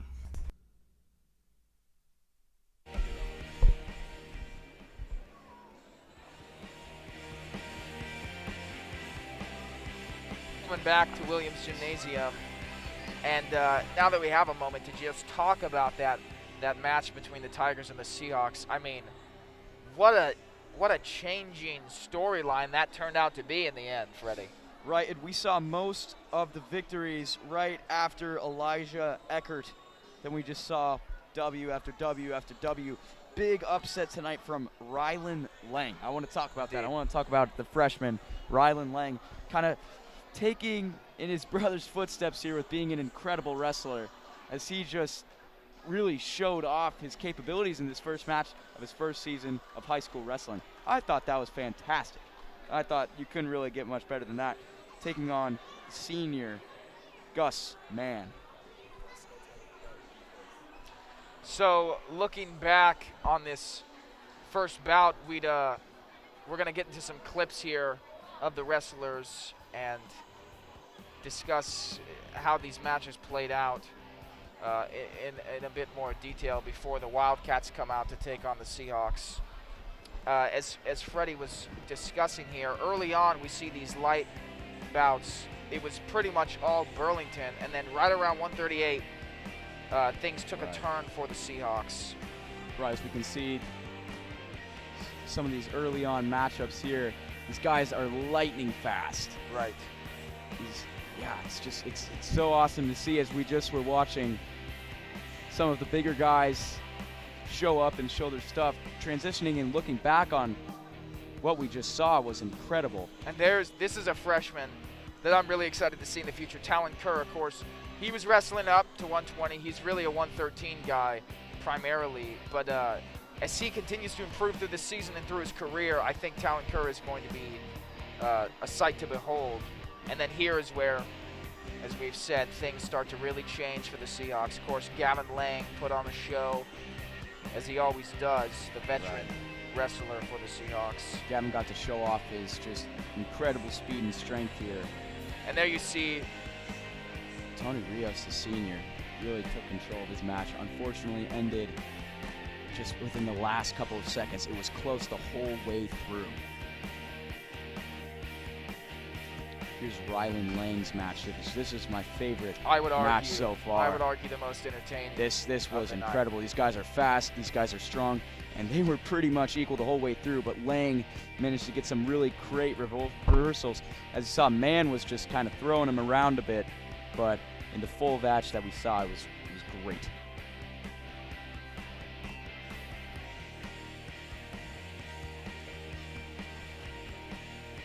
That's going to end the clips, folk.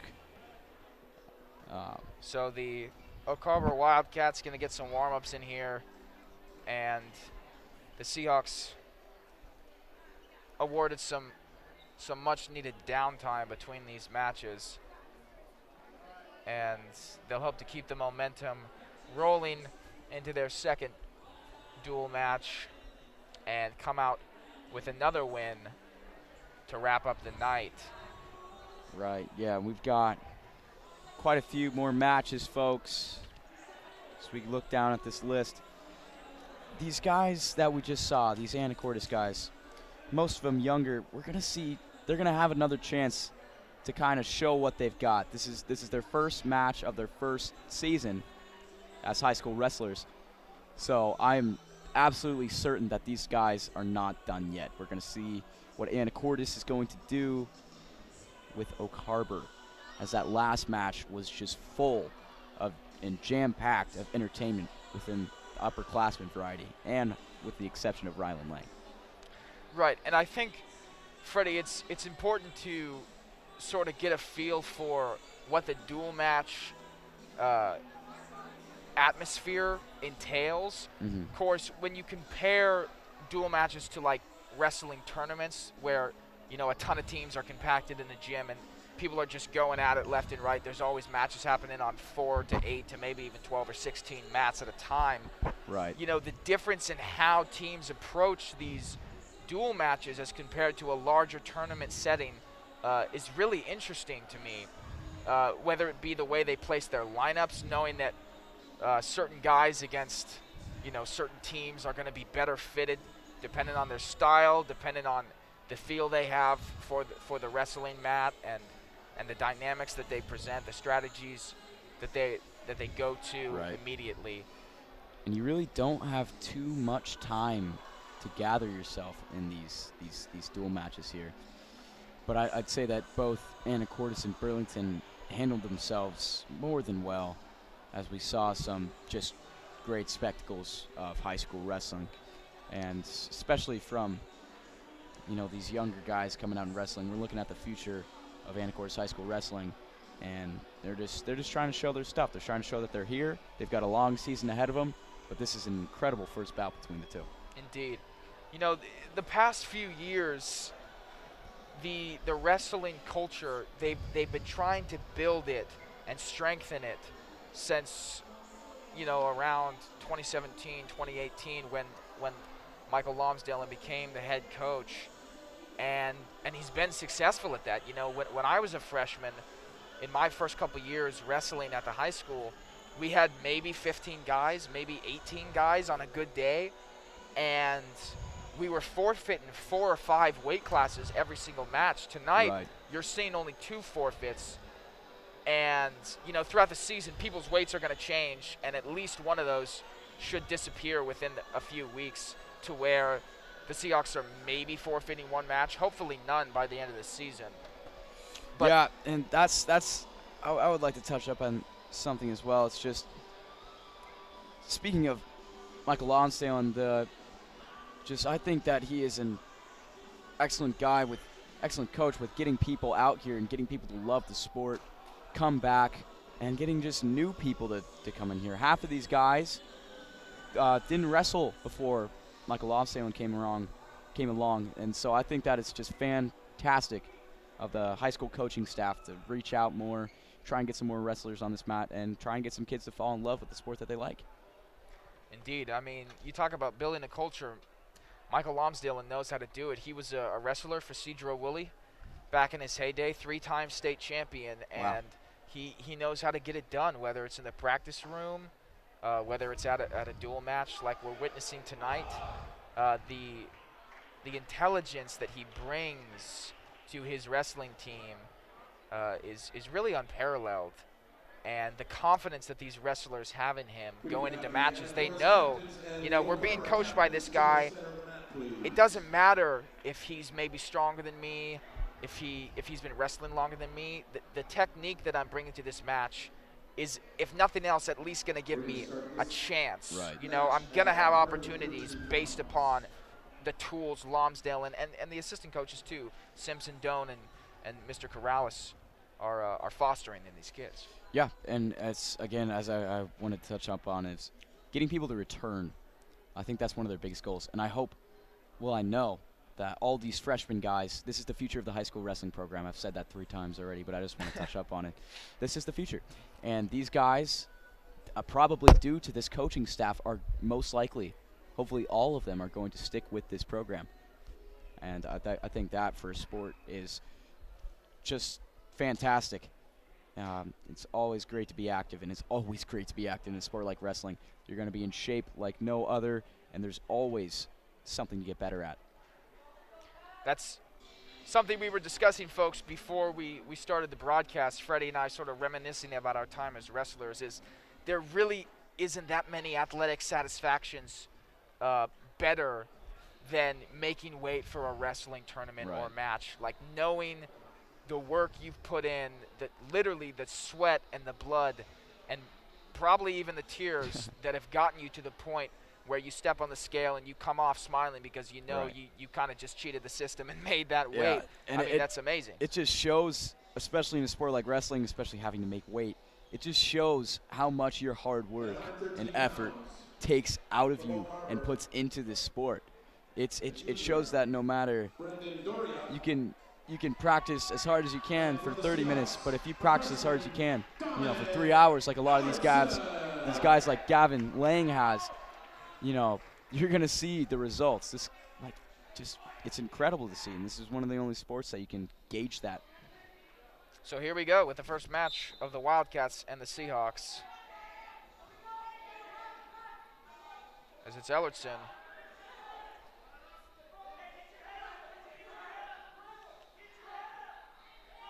Again, transitioning into these faster-paced matches. Ellerson look like he's in a little bit of a bind here as he could be pinned. Got that cradle in tight already in the beginning of this first period. That is some speed there, folks, if you saw that turnaround. 2-point near ball for Doria. Now just working on top here.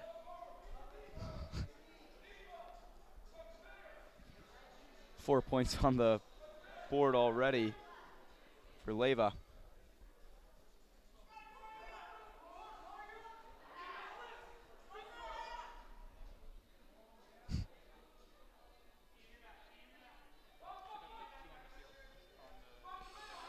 Really strong wrist control and top control here. But Ellerson trying to stand up. Yeah, I was just gonna say some stubborn defense by Dominic Ellerson. He's not giving too much away on bottom here. Right.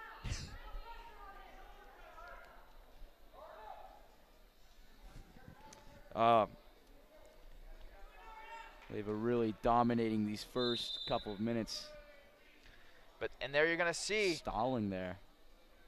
Not really working anything too much from side to side. He's just staying right behind Ellerson, and they'll give him a warning for it.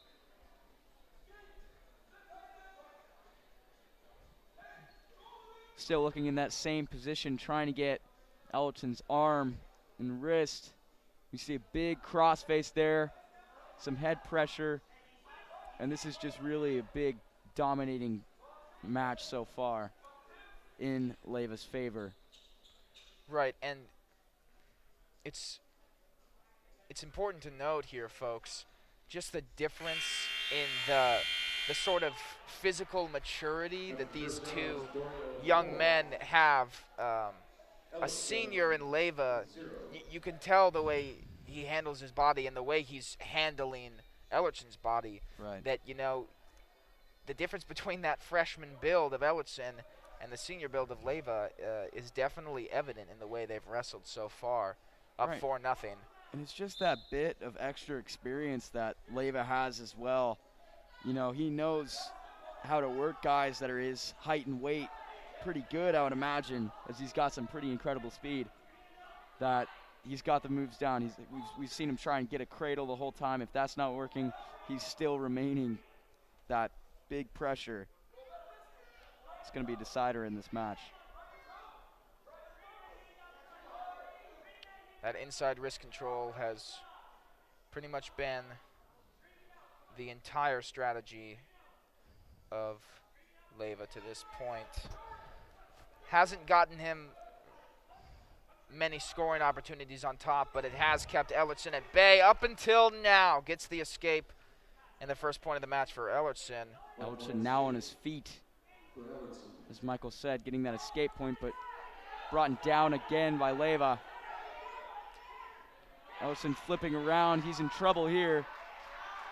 Really nice response from Leyva after really an impressive shot by Ellerson that just wasn't able to be finished, and now he finds himself back on bottom. But you see there, he's implementing the right moves. It's just a matter of getting through, breaking through to get that takedown. Right. Some really stubborn defense here. Ellerson's just trying to not let anything go by. He does not want to open himself up too far, and he's keeping his hands in tight, trying to hopefully look for surviving long enough to get either a stalling call or letting this go out.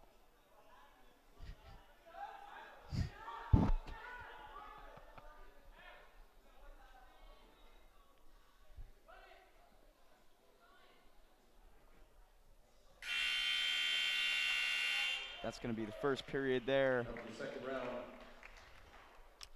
So Ellerson finds himself down 6-1, but he still has life in him after the first period. Bouncing around, staying warm, staying loose, and we're neutral for the second period. Ellerson not leaving his hands out too long, still in that locking position, no shots yet. There's a shot takedown there by Leyva. 2-point takedown for Darby.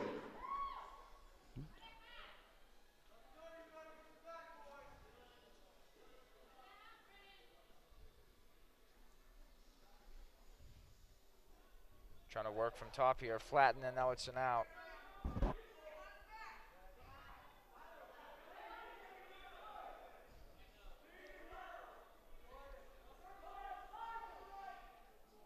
Near the edge of the mat here.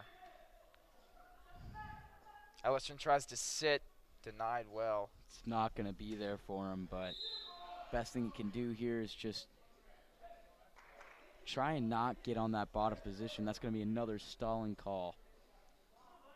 Now he's going to take the bottom position here. It's going to be neutral. So he'll give the inherent point to Ellison as he chooses neutral here and works himself right into a takedown immediately, or a shot at least. Ellison fighting back. Still has control of that leg there. Ellison trying to get out of it, trying to work around here. Those Good hands. sprawl defense, stretching out. Here he is moving around a bit, and that's going to be a big takedown by Leyva. 2-point takedown recorded.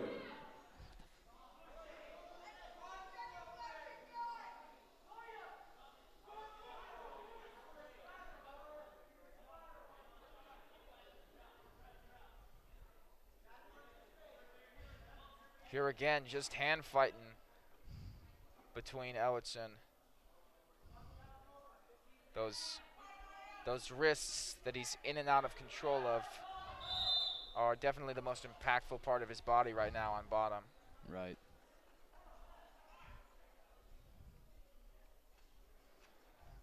Ellison's going to be on bottom here. Hopefully looking to sit out as fast as he can, as he has not had much control there on bottom. Clock winding down. That's going to be it, folks. First match going to Oak Harbor.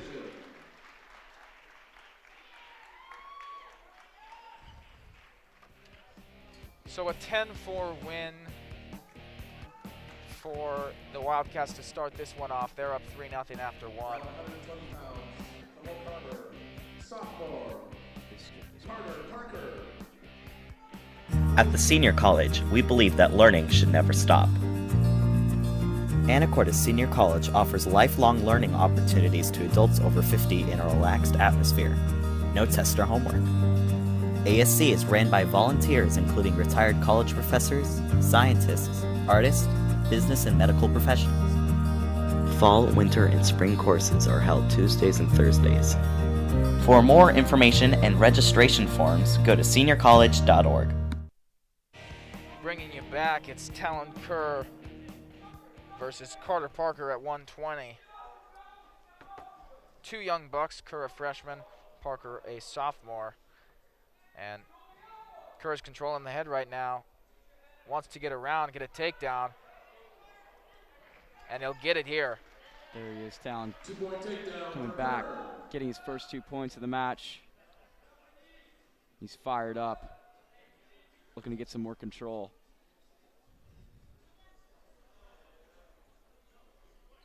Now spinning around, trying to get some near fall. Ref's not calling it yet. Use that shoulder there. Now There's he will. one for near fall. Nothing called there, not enough.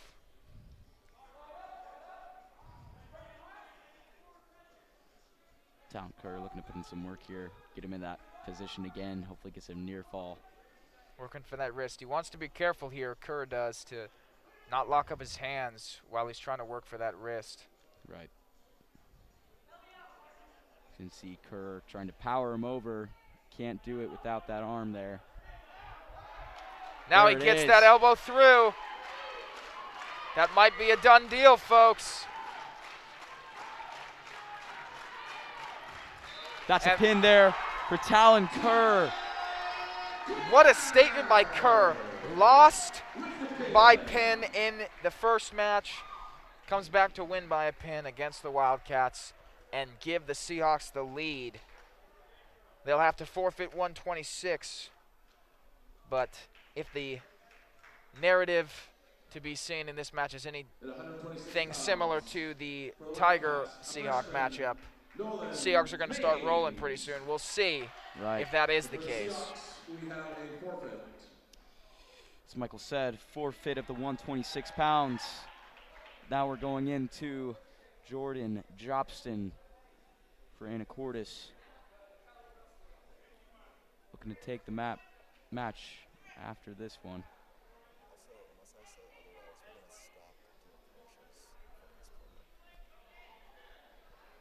So the ref gonna get through this 126-pound forfeit quickly and move on through the weight classes.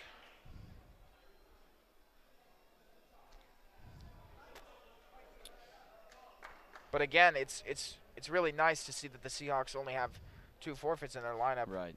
When I was wrestling just a couple years ago, I mean, really, you're talking 4 or 5 gaps in the Seahawk lineup, at least. Valdez. And for your Seahawks, a freshman, Jordan Jobson. So we see Jordan Jobson, the 132-pounder from Anacortes, take the map. The freshman taking on the senior. Cole Valdez, very experienced wrestler. Used to play around with Gavin Lang a lot back in the day, if that tells you anything. He knows how to hold his own. Very experienced. And against the freshman, Jordan Jobson, Cole Valdez is the senior in this bout. He'll look to put this one away with ease. Although right now Jordan Jobson's not letting much out. His defense is pretty on point. We saw a big old sprawl there. Now just looking to fight those hands, get out of that lock, and not let him shoot on you.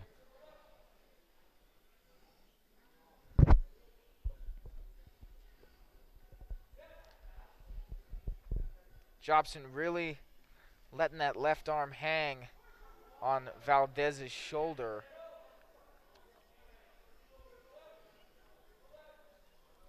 Valdez having that pretty great wrist control the whole time. He has not let go, besides to take a little break.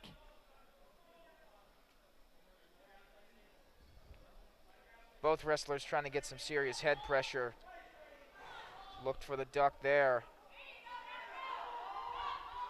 Nice shot from Valdez. Can he finish? Great defense there by Jordan Jobson, looking to try and turn it around here. Can't circle around there. Enough time for Valdez to get there. Almost a turnaround there. Still nothing for Valdez. Got to get that outside foot cleared, and he will. First 2 points on the board awarded to Valdez. Clock's winding down, 5 seconds. Now Jobson looking to switch things up. Almost had time for a reversal, but the clock winds down in the first period. Not enough time there, but that was just a great little single leg there. 2-1 on the board. Jobson will choose the down position after Valdez deferred.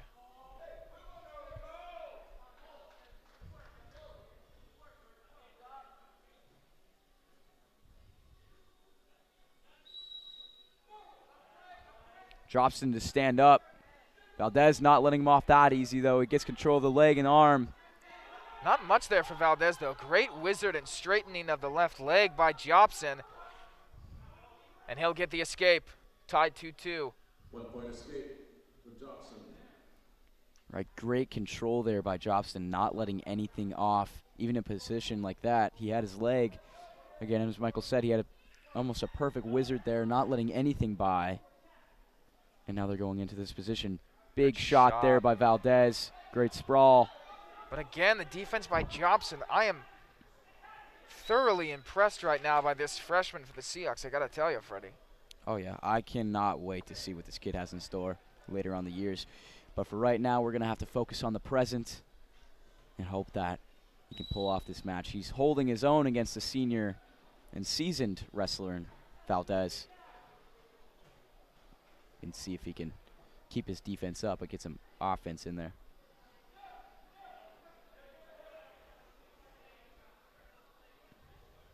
Looking to throw away. Snap down from Jobson. No shot there. To see, as Freddie has discussed already, the wrist control by Valdez. Nice quick shot. Right there, Jordan looking to turn it around.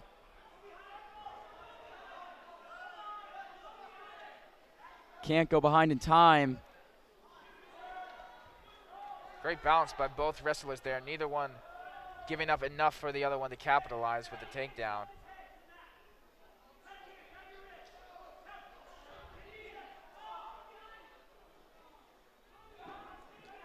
Jobson Jordan wants to there. go behind. Now we're Can't just get back it to in neutral. time. No points awarded there.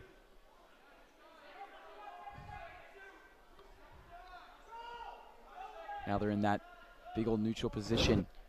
Ooh, good opportunity and almost an attempt by Jobson near the end of this period. As we close it out, we're still tied 2-2 after 2. Third period coming up, and Cole Valdez has the option. Right, and Jordan Jobson is holding his own and then some, putting Valdez on his heels a couple times with those really impressive sprawls. Just could not get the turnaround there. It's those 2 points are everything in this match as close as this. 2 minutes left on the clock. We haven't seen Jobson on top. Let's see what the freshman can accomplish from here. Right, driving to the mat. He's a little high, but he's still circling. Flattens Valdez out real nice. As he's circling, he's getting that control there. Great pressure from Jobson here. If he can keep it up for just a couple minutes.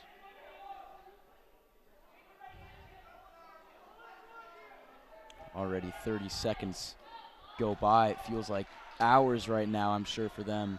There's an escape for Valdez, and he'll find the 4-3 lead over Jobson. He's got just over a minute to work here.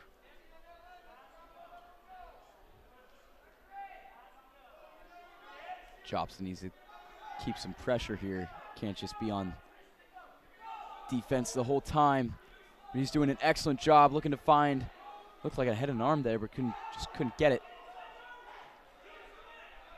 Jobson's got him from behind. He's going to That's bring a him down takedown for there. 2. That is huge.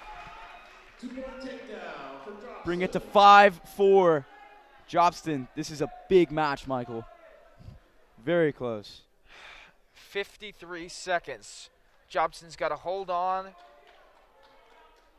for dear life. If he lets him up, they'll be tied at 5. But as of right now, if the freshman can just pressure enough. He's got to pretty keep great Valdez control down. here. Yep. You can see him grabbing the wrist and driving, looking to find something there, but Valdez is able to get out of there. Jobson still in some control. No Valdez escape stand yet. up. Nothing yet for Valdez. Jobson keeping him down. Looks like a turnaround here. This could be big. Still nothing. Now Jobson really trying to get it. That's going to be a turnaround. Reversal called. 15 seconds. Jobson's got to get an escape. 1 It's point 5 here to is all 6. he needs to tie. Cole 8 Valdez seconds. really has wrist control. Jobson's Got to got to escape go. here. Looks like he's not going to get it. 1 second left. Oh my goodness. A 1 point match there for Valdez. Heartbreaking finish for the Seahawks, but boy, oh boy, what an effort by the freshman Jordan Jobson. Michael, that was just an incredible bout there. You really cannot complain about a match like that. That was just equal. And I cannot wait to see what Jordan Jobson has to offer when he's a senior. He's a freshman taking on a senior, an experienced senior wrestler. That was just incredible. So, Elijah Eckert to sport the 138-pound weight for the Seahawks, and Noah Savin for the Wildcats.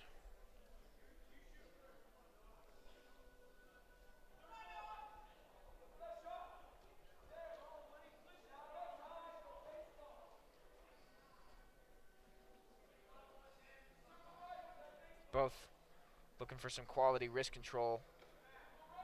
Right now, Savin's got it.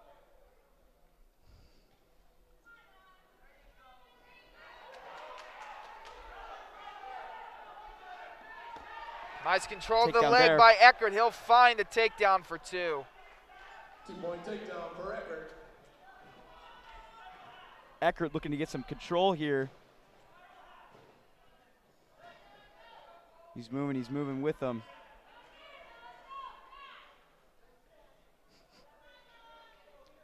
Savin tugging on Eckert's wrist, and it's going to get him a reversal opportunity.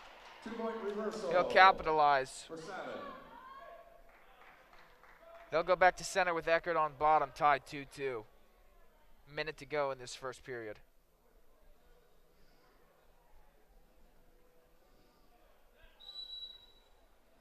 Eckert trying to get a little kick out spin there, but just can't seem to find it. He remains on bottom.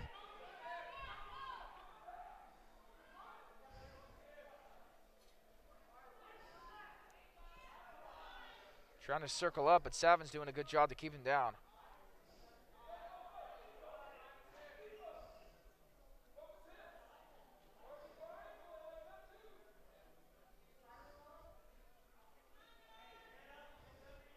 Spiraling there, keeping Eckert on the ground. Eckert has him up in the air. Savin's high. Can Eckert get out right here? Gotta watch that leg. Taken out of bounds. No escape point.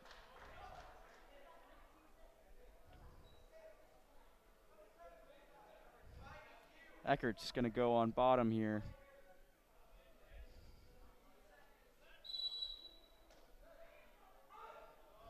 Now trying to run that half, Savin.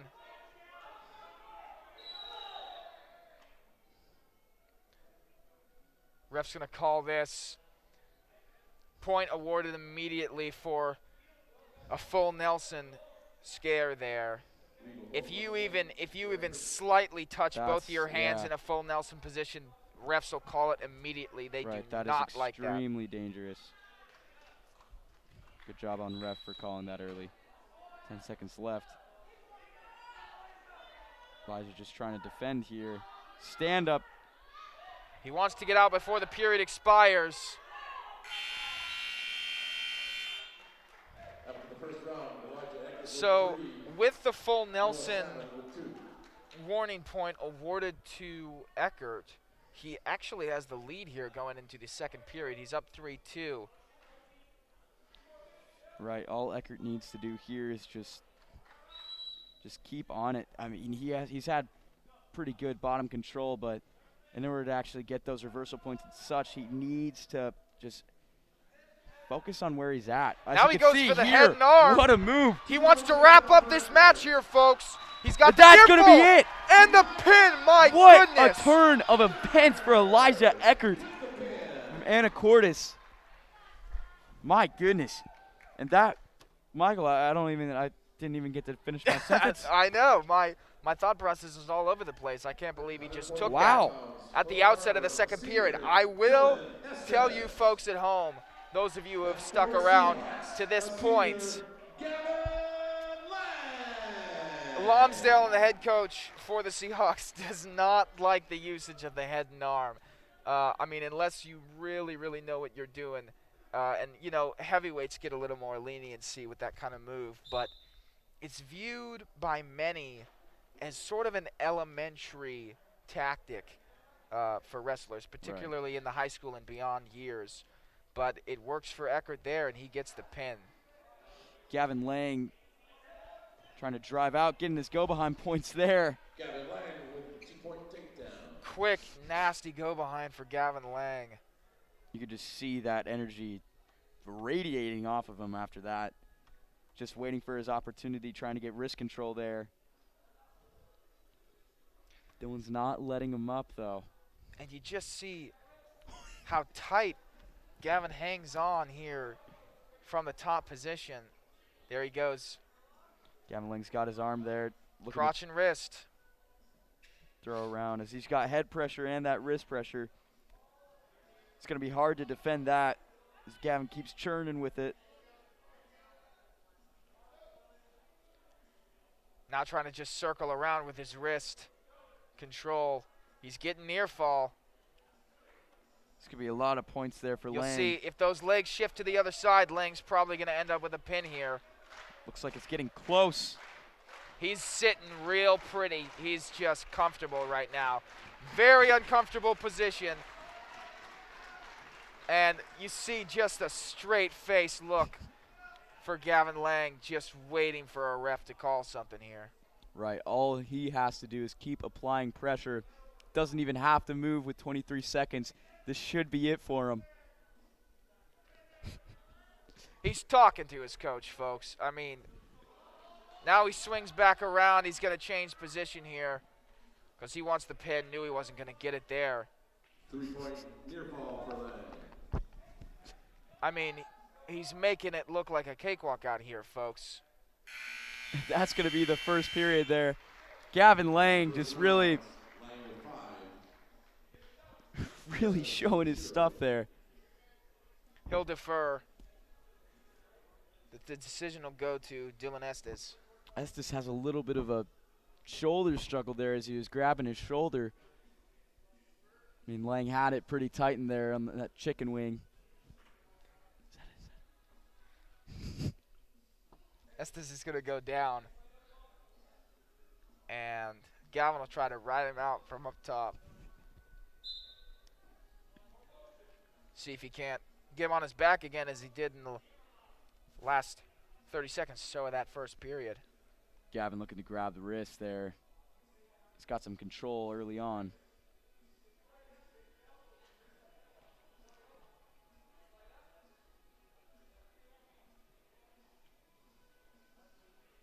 Looking for something there as he's spinning away.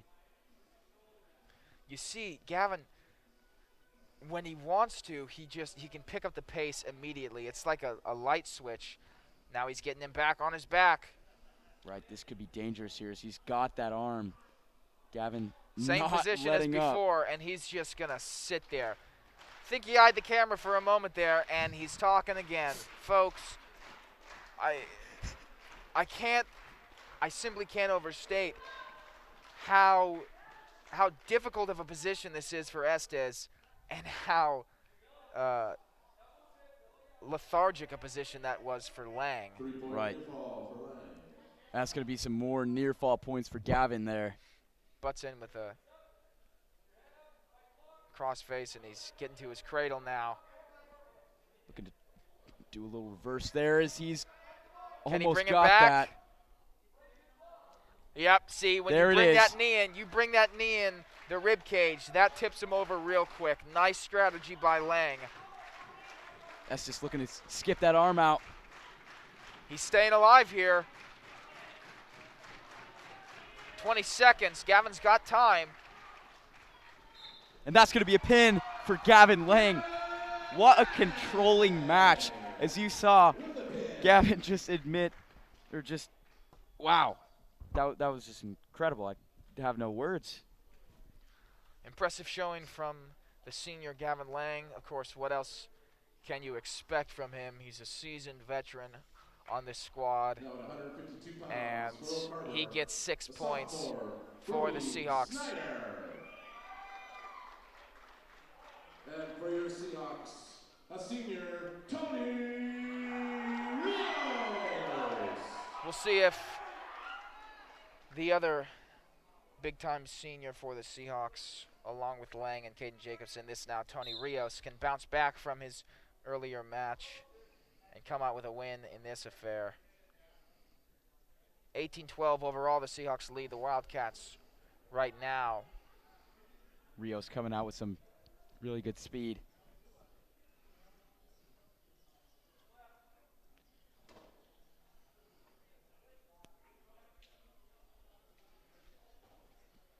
Nice sprawl from Rios. Good reshot here.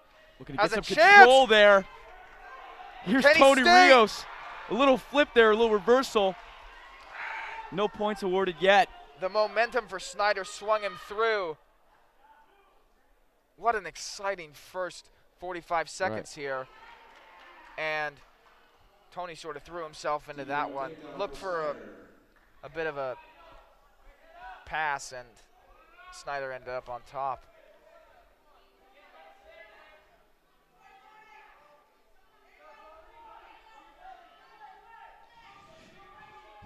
Looking for near fall here at Snyder. Right. Doesn't look like it's going to be given. Rios still trying to defend here. And he's going to get his near fall now. Rios trying to pull that arm off and get back to his stomach and build from there. He's got his leg. Tough for Rios to get around on this one. Indeed. 30 seconds to go in this period. Really hard position right there. Snyder has him in a really big lock. Bit of a split position there that Snyder had Rios in. Really ugly, uncomfortable situation for Rios. Yeah. Snyder applying a lot of head pressure on Rios. Rios trying his best to defend even that crossface. Period expires, and Snyder's up 7-0.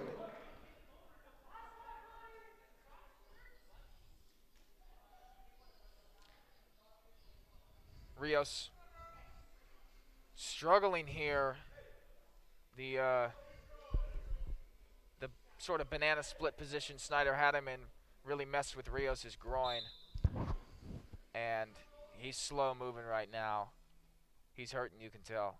Right. Yeah, that was a really difficult move. Really difficult to pull off, but really hard on who's ever in that lock. Rios just trying his best to defend those hands.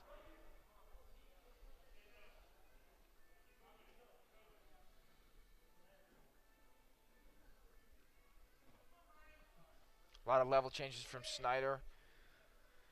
Yeah, proving his quickness. You can see him drop. Tony's looking for that opportunity to get on top. Not going to find that shot there. Almost at it. Different change of pace as we saw from the start of the match to now.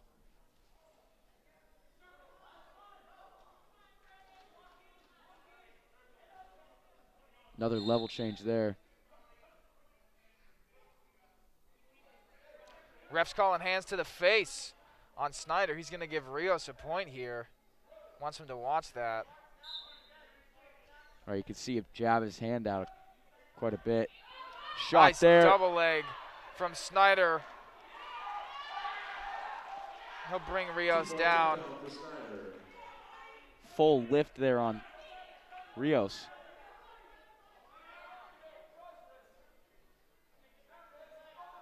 Nice trap into the elbow here by Snyder. Wants to get inside. Really good pressure and just trying to drive around. Rios not letting up all the way yet. Looking for a bar here is Snyder. Rios not giving up. Really Ugly aggressive crossface there. And he's, trapping Chopping that elbow. Trying to. Me and Freddie just continued to feed off each other here. I mean, we're saying the same stuff, but boy, oh boy, what an aggressive performance by Snyder thus far. Up 9-1, headed to the third period, and still in very noticeable pain is Tony Rios. Hanging on, though.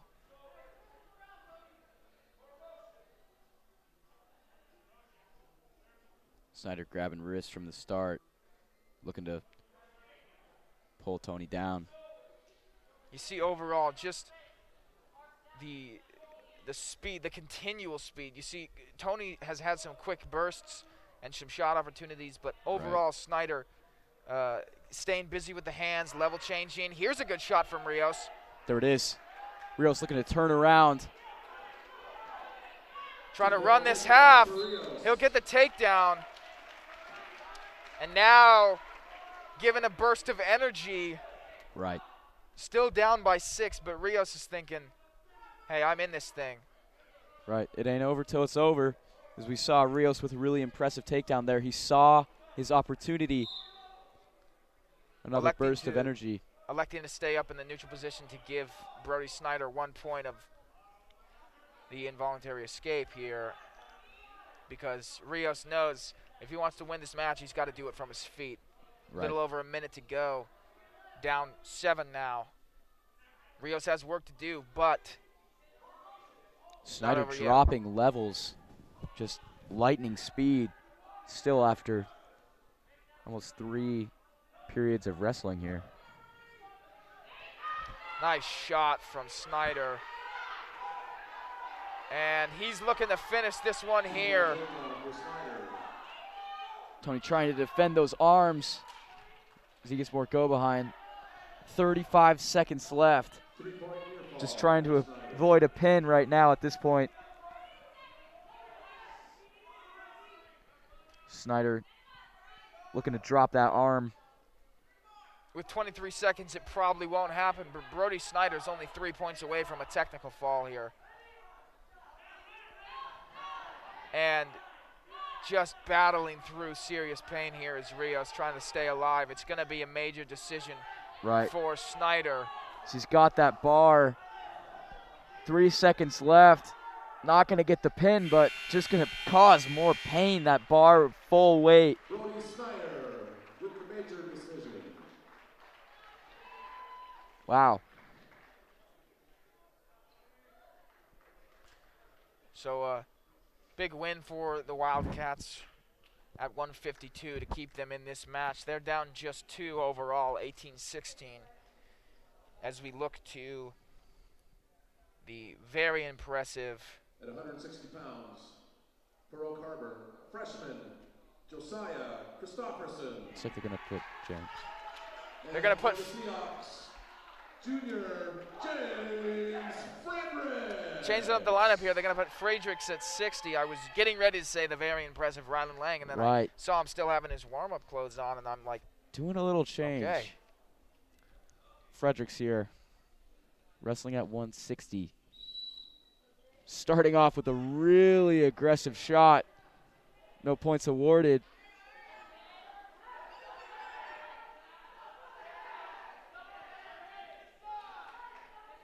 Fredericks still caught.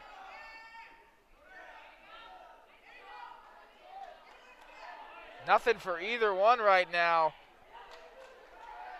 We've seen about 3 takedowns, but none rewarded with points. Really crazy series of events we're seeing here in this first period.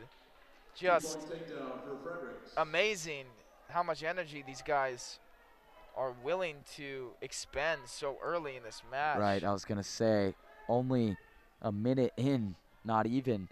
These guys are going ham. Ref telling Fredericks he's got to watch that arm. Watch how high he's bringing that elbow. Right. But he's got the 2-point takedown, and he's on top in this first period.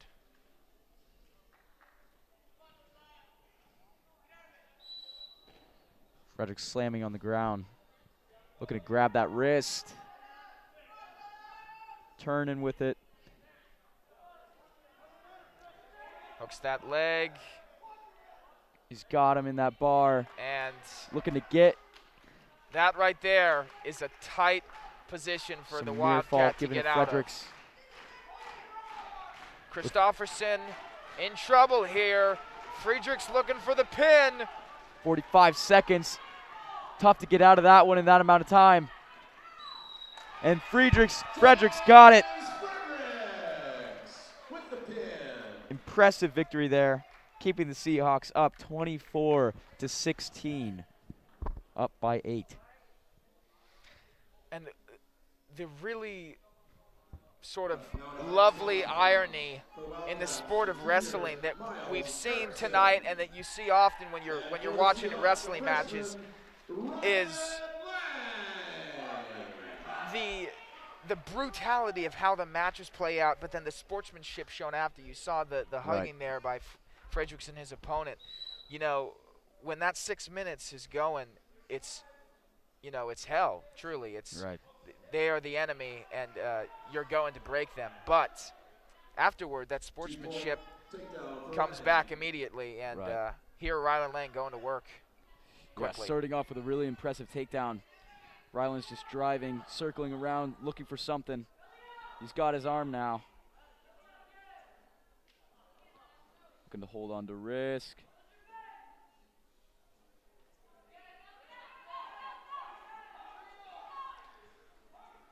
Continuing to suck back, not trying to give anything away on a sit out here is Lang.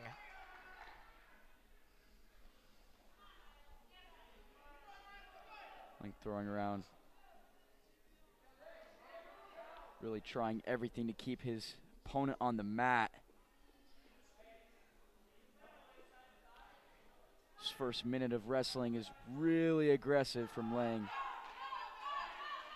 Not letting now anything he's got up, a and chance this is trouble. for a pin after a bit of a mistake by Miles Erickson, trying to reach around with his arm. Lang needs to keep circling here. I mean, this is everything but locked up.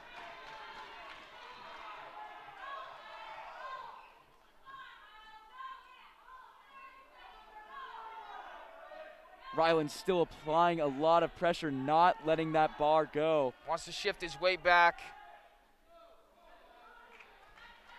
He's got just under 20 seconds to finish this.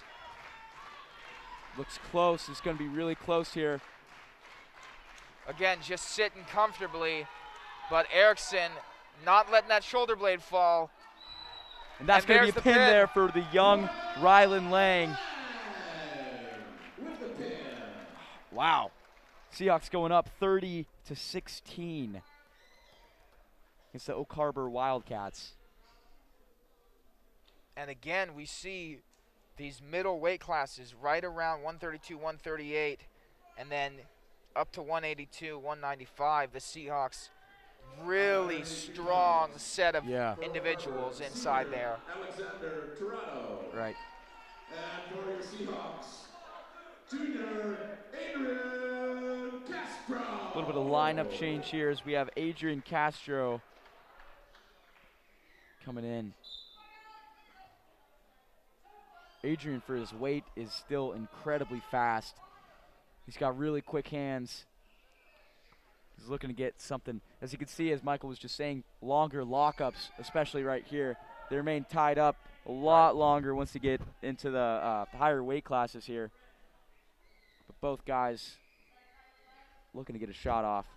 Yeah, make no mistake, Castro still got it in him to get some shots, although here he's leaning on the head. Wants that go behind. Not going to get it there. O'Cover had a great control of the wrist. Now he's finding that ankle. He wants to just drive immediately. He'll get 2 points for the takedown, and he's looking for the cradle just like that.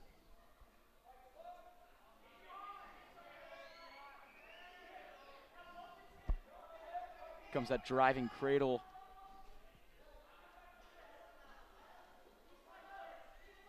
Driving Toronto into the mat. Castro remaining in control here. Good pressure of the head.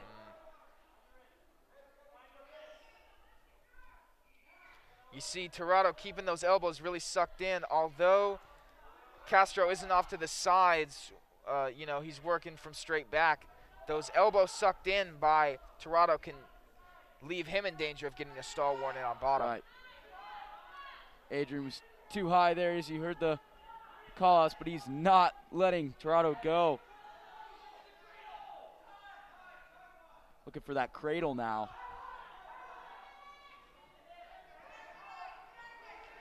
Wants to sit on this.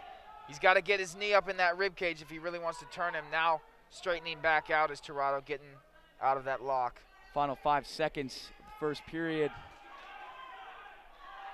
That's going to be it there.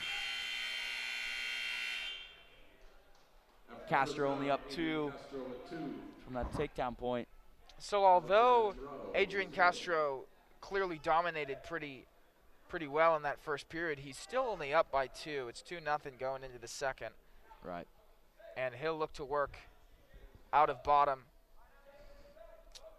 either for an escape or reversal, to try and get back to some offense.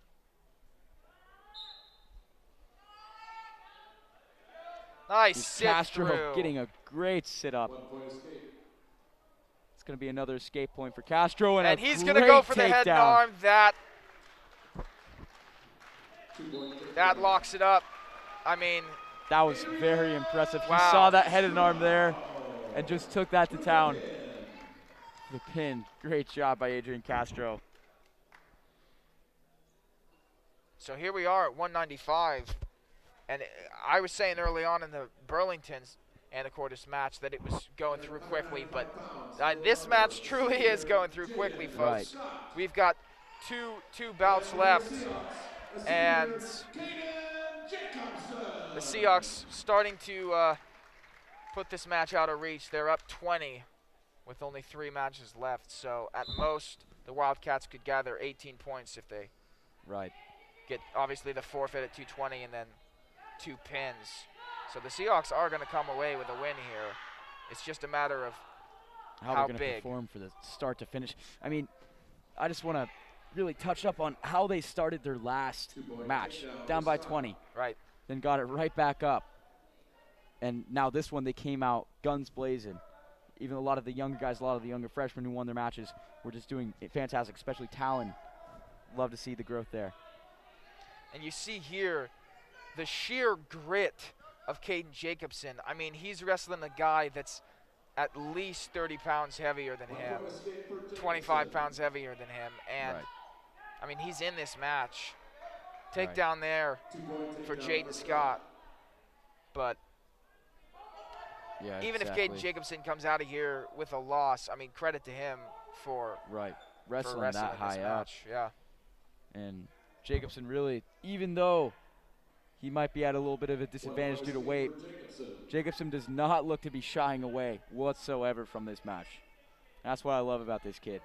This is the second time for his last 2 matches that he's had to wrestle up, and it does not matter for him. He will still give it 110% and give it his all. There's Jacobson there, looking to get a pin here now. Jacobson wants to finish this. Driving shoulder there. He's got him tight, folks. That's going to be really close.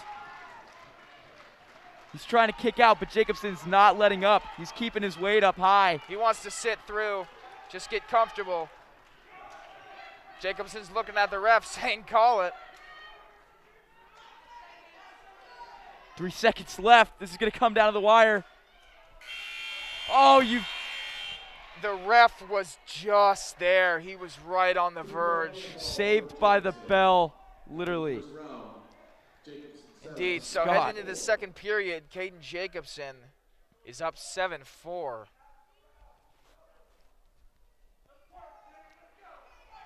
He'll start down.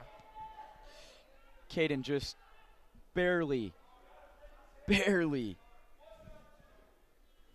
get that pinned. I gotta say, folks, this is the best wrestling I've seen out of this program since being acquainted with this program. It's really awesome to see these high schoolers rebuilding a culture and just powering through schools that normally, they'd be losing to. In the past, Burlington Edison Tigers, they've taken us down handily. And Oak Harbor being a larger school, I think 3A, they always have more kids than us,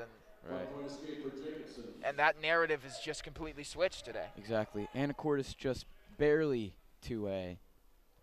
Just still with this wrestling program, as Michael said, this kind of newer wrestling program, as we can see just how many young guys are coming out. Jacobson been here the whole way through, and this is just, proof of the product here. Looking at him. Just wrestling, almost 30 pounds up and still almost finishing the match in the first period. 2-point takedown for Jacobson. Takedown for Jacobson. Looking to get some near fall again on top here. Early on in the beginning of the first period, I have to admit, I thought Jacobson was in a pretty bad spot. And here we are a few minutes later, and he is holding his own and more against Jaden Scott. Right.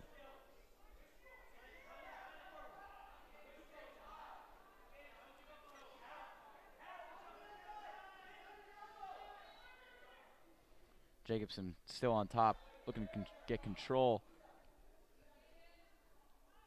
Not finding that wrist, but sure as hell fighting for it.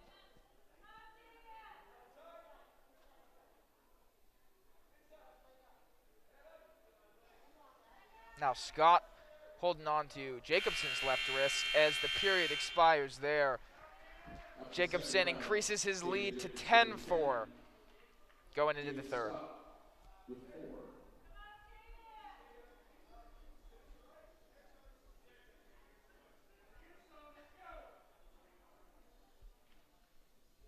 Jaden Scott going to go neutral here. He knows being down 6. Ooh, Oh, taking the bottom. excuse me. Thought he went for Right. neutral there, but He's going to try and get a reversal, I guess, but Jacobson, whoa. nice escape. But Jacobson's still there. Look at him. Fires right back. One-point escape for Scott and a 2-point takedown for Jacobson. Just adding to that deficit there. 12-5 with 1:40 left. Jacobson's got to be careful, though, in the submarine position here. Good turnaround by Jacobson getting out of that. Way to keep position. Got legs forward. It's going to be tough. Trying to get near fall here. And he'll get 2. 2-point near fall. So he's gone up Jacobson. now by 9, Right. crossing that points major more. decision line. Yeah, Yep. 4 points more and he gets that technical. But I don't think he's going for that. He's in a great position here, hoping maybe getting some more near fall. Good defense. 2-point near fall for Jacobson. All right, just 2 points away now, folks. 1-point escape for Scott.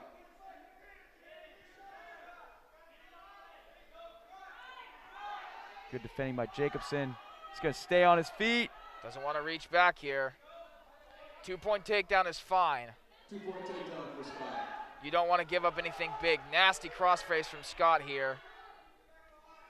Jacobson up by a lot.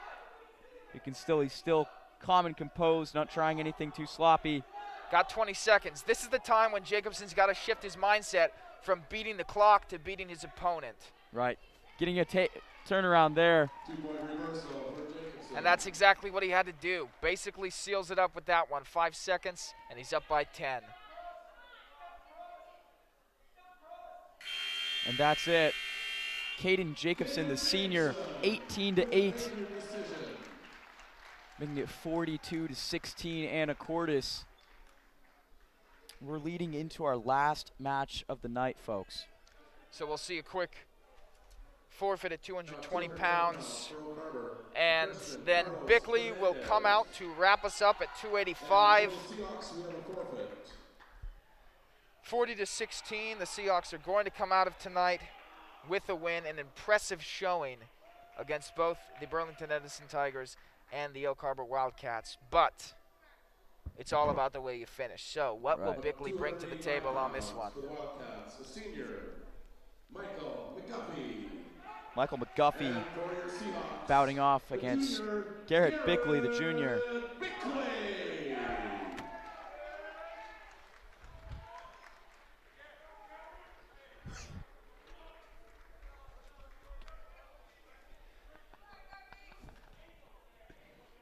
Here's the start of the match, folks.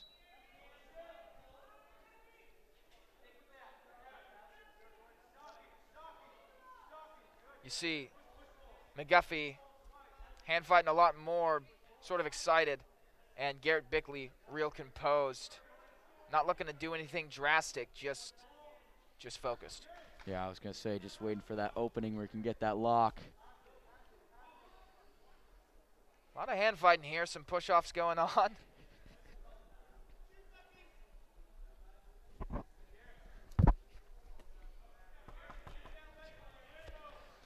Garrett now getting a little more into it, pushing back again. McGuffey's still trying to get that higher position. Garrett's not letting it happen. Neither wrestler here wants to hold on to the inside tie. Now McGuffey looks to be maybe going for a head and arm. Saw that there.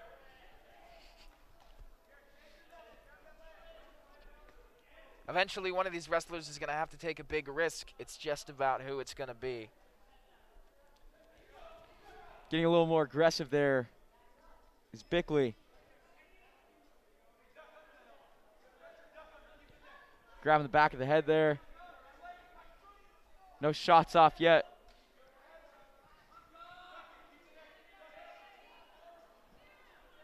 Now really trying to lean into something. He's got the momentum. There's Garrett Bickley. And he's going to get called out of bounds. But a 2-point takedown awarded to Bickley. McGuffey's going to be down here. And crazy to think that if that had just been a few inches closer to the center of the mat, Bickley should have probably wrapped it up there with a pin. Right. But now he's got to go to work from top. From down low, here's Bickley. Looking to keep churning, putting in the work. Trying to finish here. He's got the half in. Garrett Bickley almost there. He's got 8 seconds to finish this. He's extended that arm. He wants the pin. Clock expiring. And he's got it with 0.6 seconds. He's got it. Ladies and gentlemen, that is the closest you can get to a buzzer beater in wrestling. My goodness, Bickley finishes as strong as you can. A pin and a 46-22 win. The Anacortes Seahawks find themselves over the Oak Harbor Wildcats. They go 2-0 against the Tigers and Wildcats to wrap up their home opener. What a start. What a showing. What a start for the wrestling season. So we're going to take a little break here, folks, with a commercial. The Action Club is a club for adults with disabilities. Every second Saturday of every month, the club holds an e-recycling event at the Frontier Building Supply at 1911 Commercial Avenue in Anacortes. You can recycle your computers, monitors, laptops, tablets, and televisions. The money collected from the e-cycle is used in several ways to benefit community service projects. Thank you. Thank you. Bringing you back, probably on the wrong camera here, but Got one more none that match matter. to go.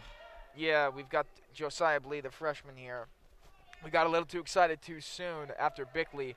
We thought was the last match of the night, but Right.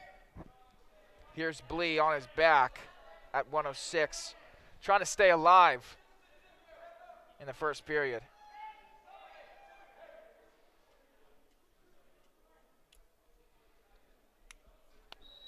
And they're going to call a pin for the Wildcats here.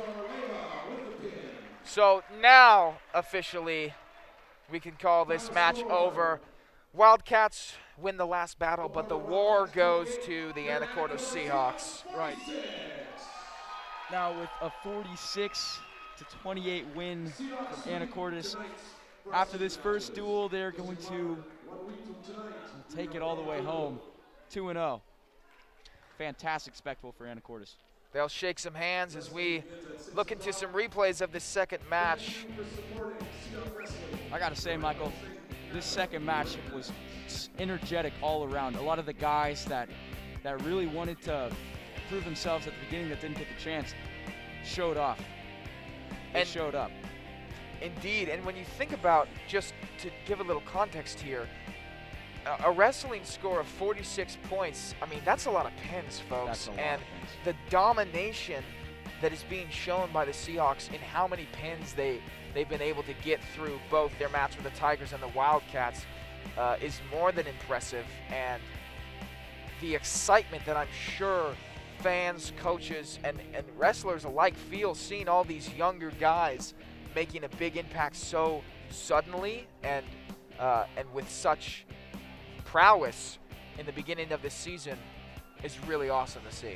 Right, yeah, and this was a majority freshman and senior squad for the Anacortes Seahawks. But gosh, we just saw such great wrestling tonight, folks. We saw a lot of the returning seniors show their stuff, but a lot of these freshmen that there's their first match really just did outstanding, especially when to talk about Talon Kerr in his second match against Oak Harbor. He turned everything around, was fired up, and got that pin really quickly. I think that was just a couple minutes into the match. Right, and the other thing to note, the spotlight effect that we talked about in the beginning, there's this sort of added pressure, especially for the home team Seahawks and these freshmen. You know, if I'm those freshmen, I'm nervous, man. You're under the spotlight. You've got everyone watching you, and they brought the bang today. You see the trophy they're hoisting after this dual match. It's a big win for the culture, for the team, and they will take this on through the rest of the season. Right, yeah, no, that was just an excellent spectacle of wrestling. As we went through those highlights, we got to see a match that I was very fond of, and it was Caden Jacobson's match. I think for the second round, that was probably the most exciting wrestling that I've seen tonight and maybe ever. We saw him just really show what's up. He was wrestling, I believe, 1 or 2 weight classes above. Indeed. And still managed to pull off an incredible victory. So as the lights come back on, the scoreboard shut off, and the wrestlers begin to clear the gym floor, we'll go ahead and leave you for the night. Michael Hanrahan along with Freddie DePaula, after some really amazing wrestling, saying good night. Thank you for joining us, folks.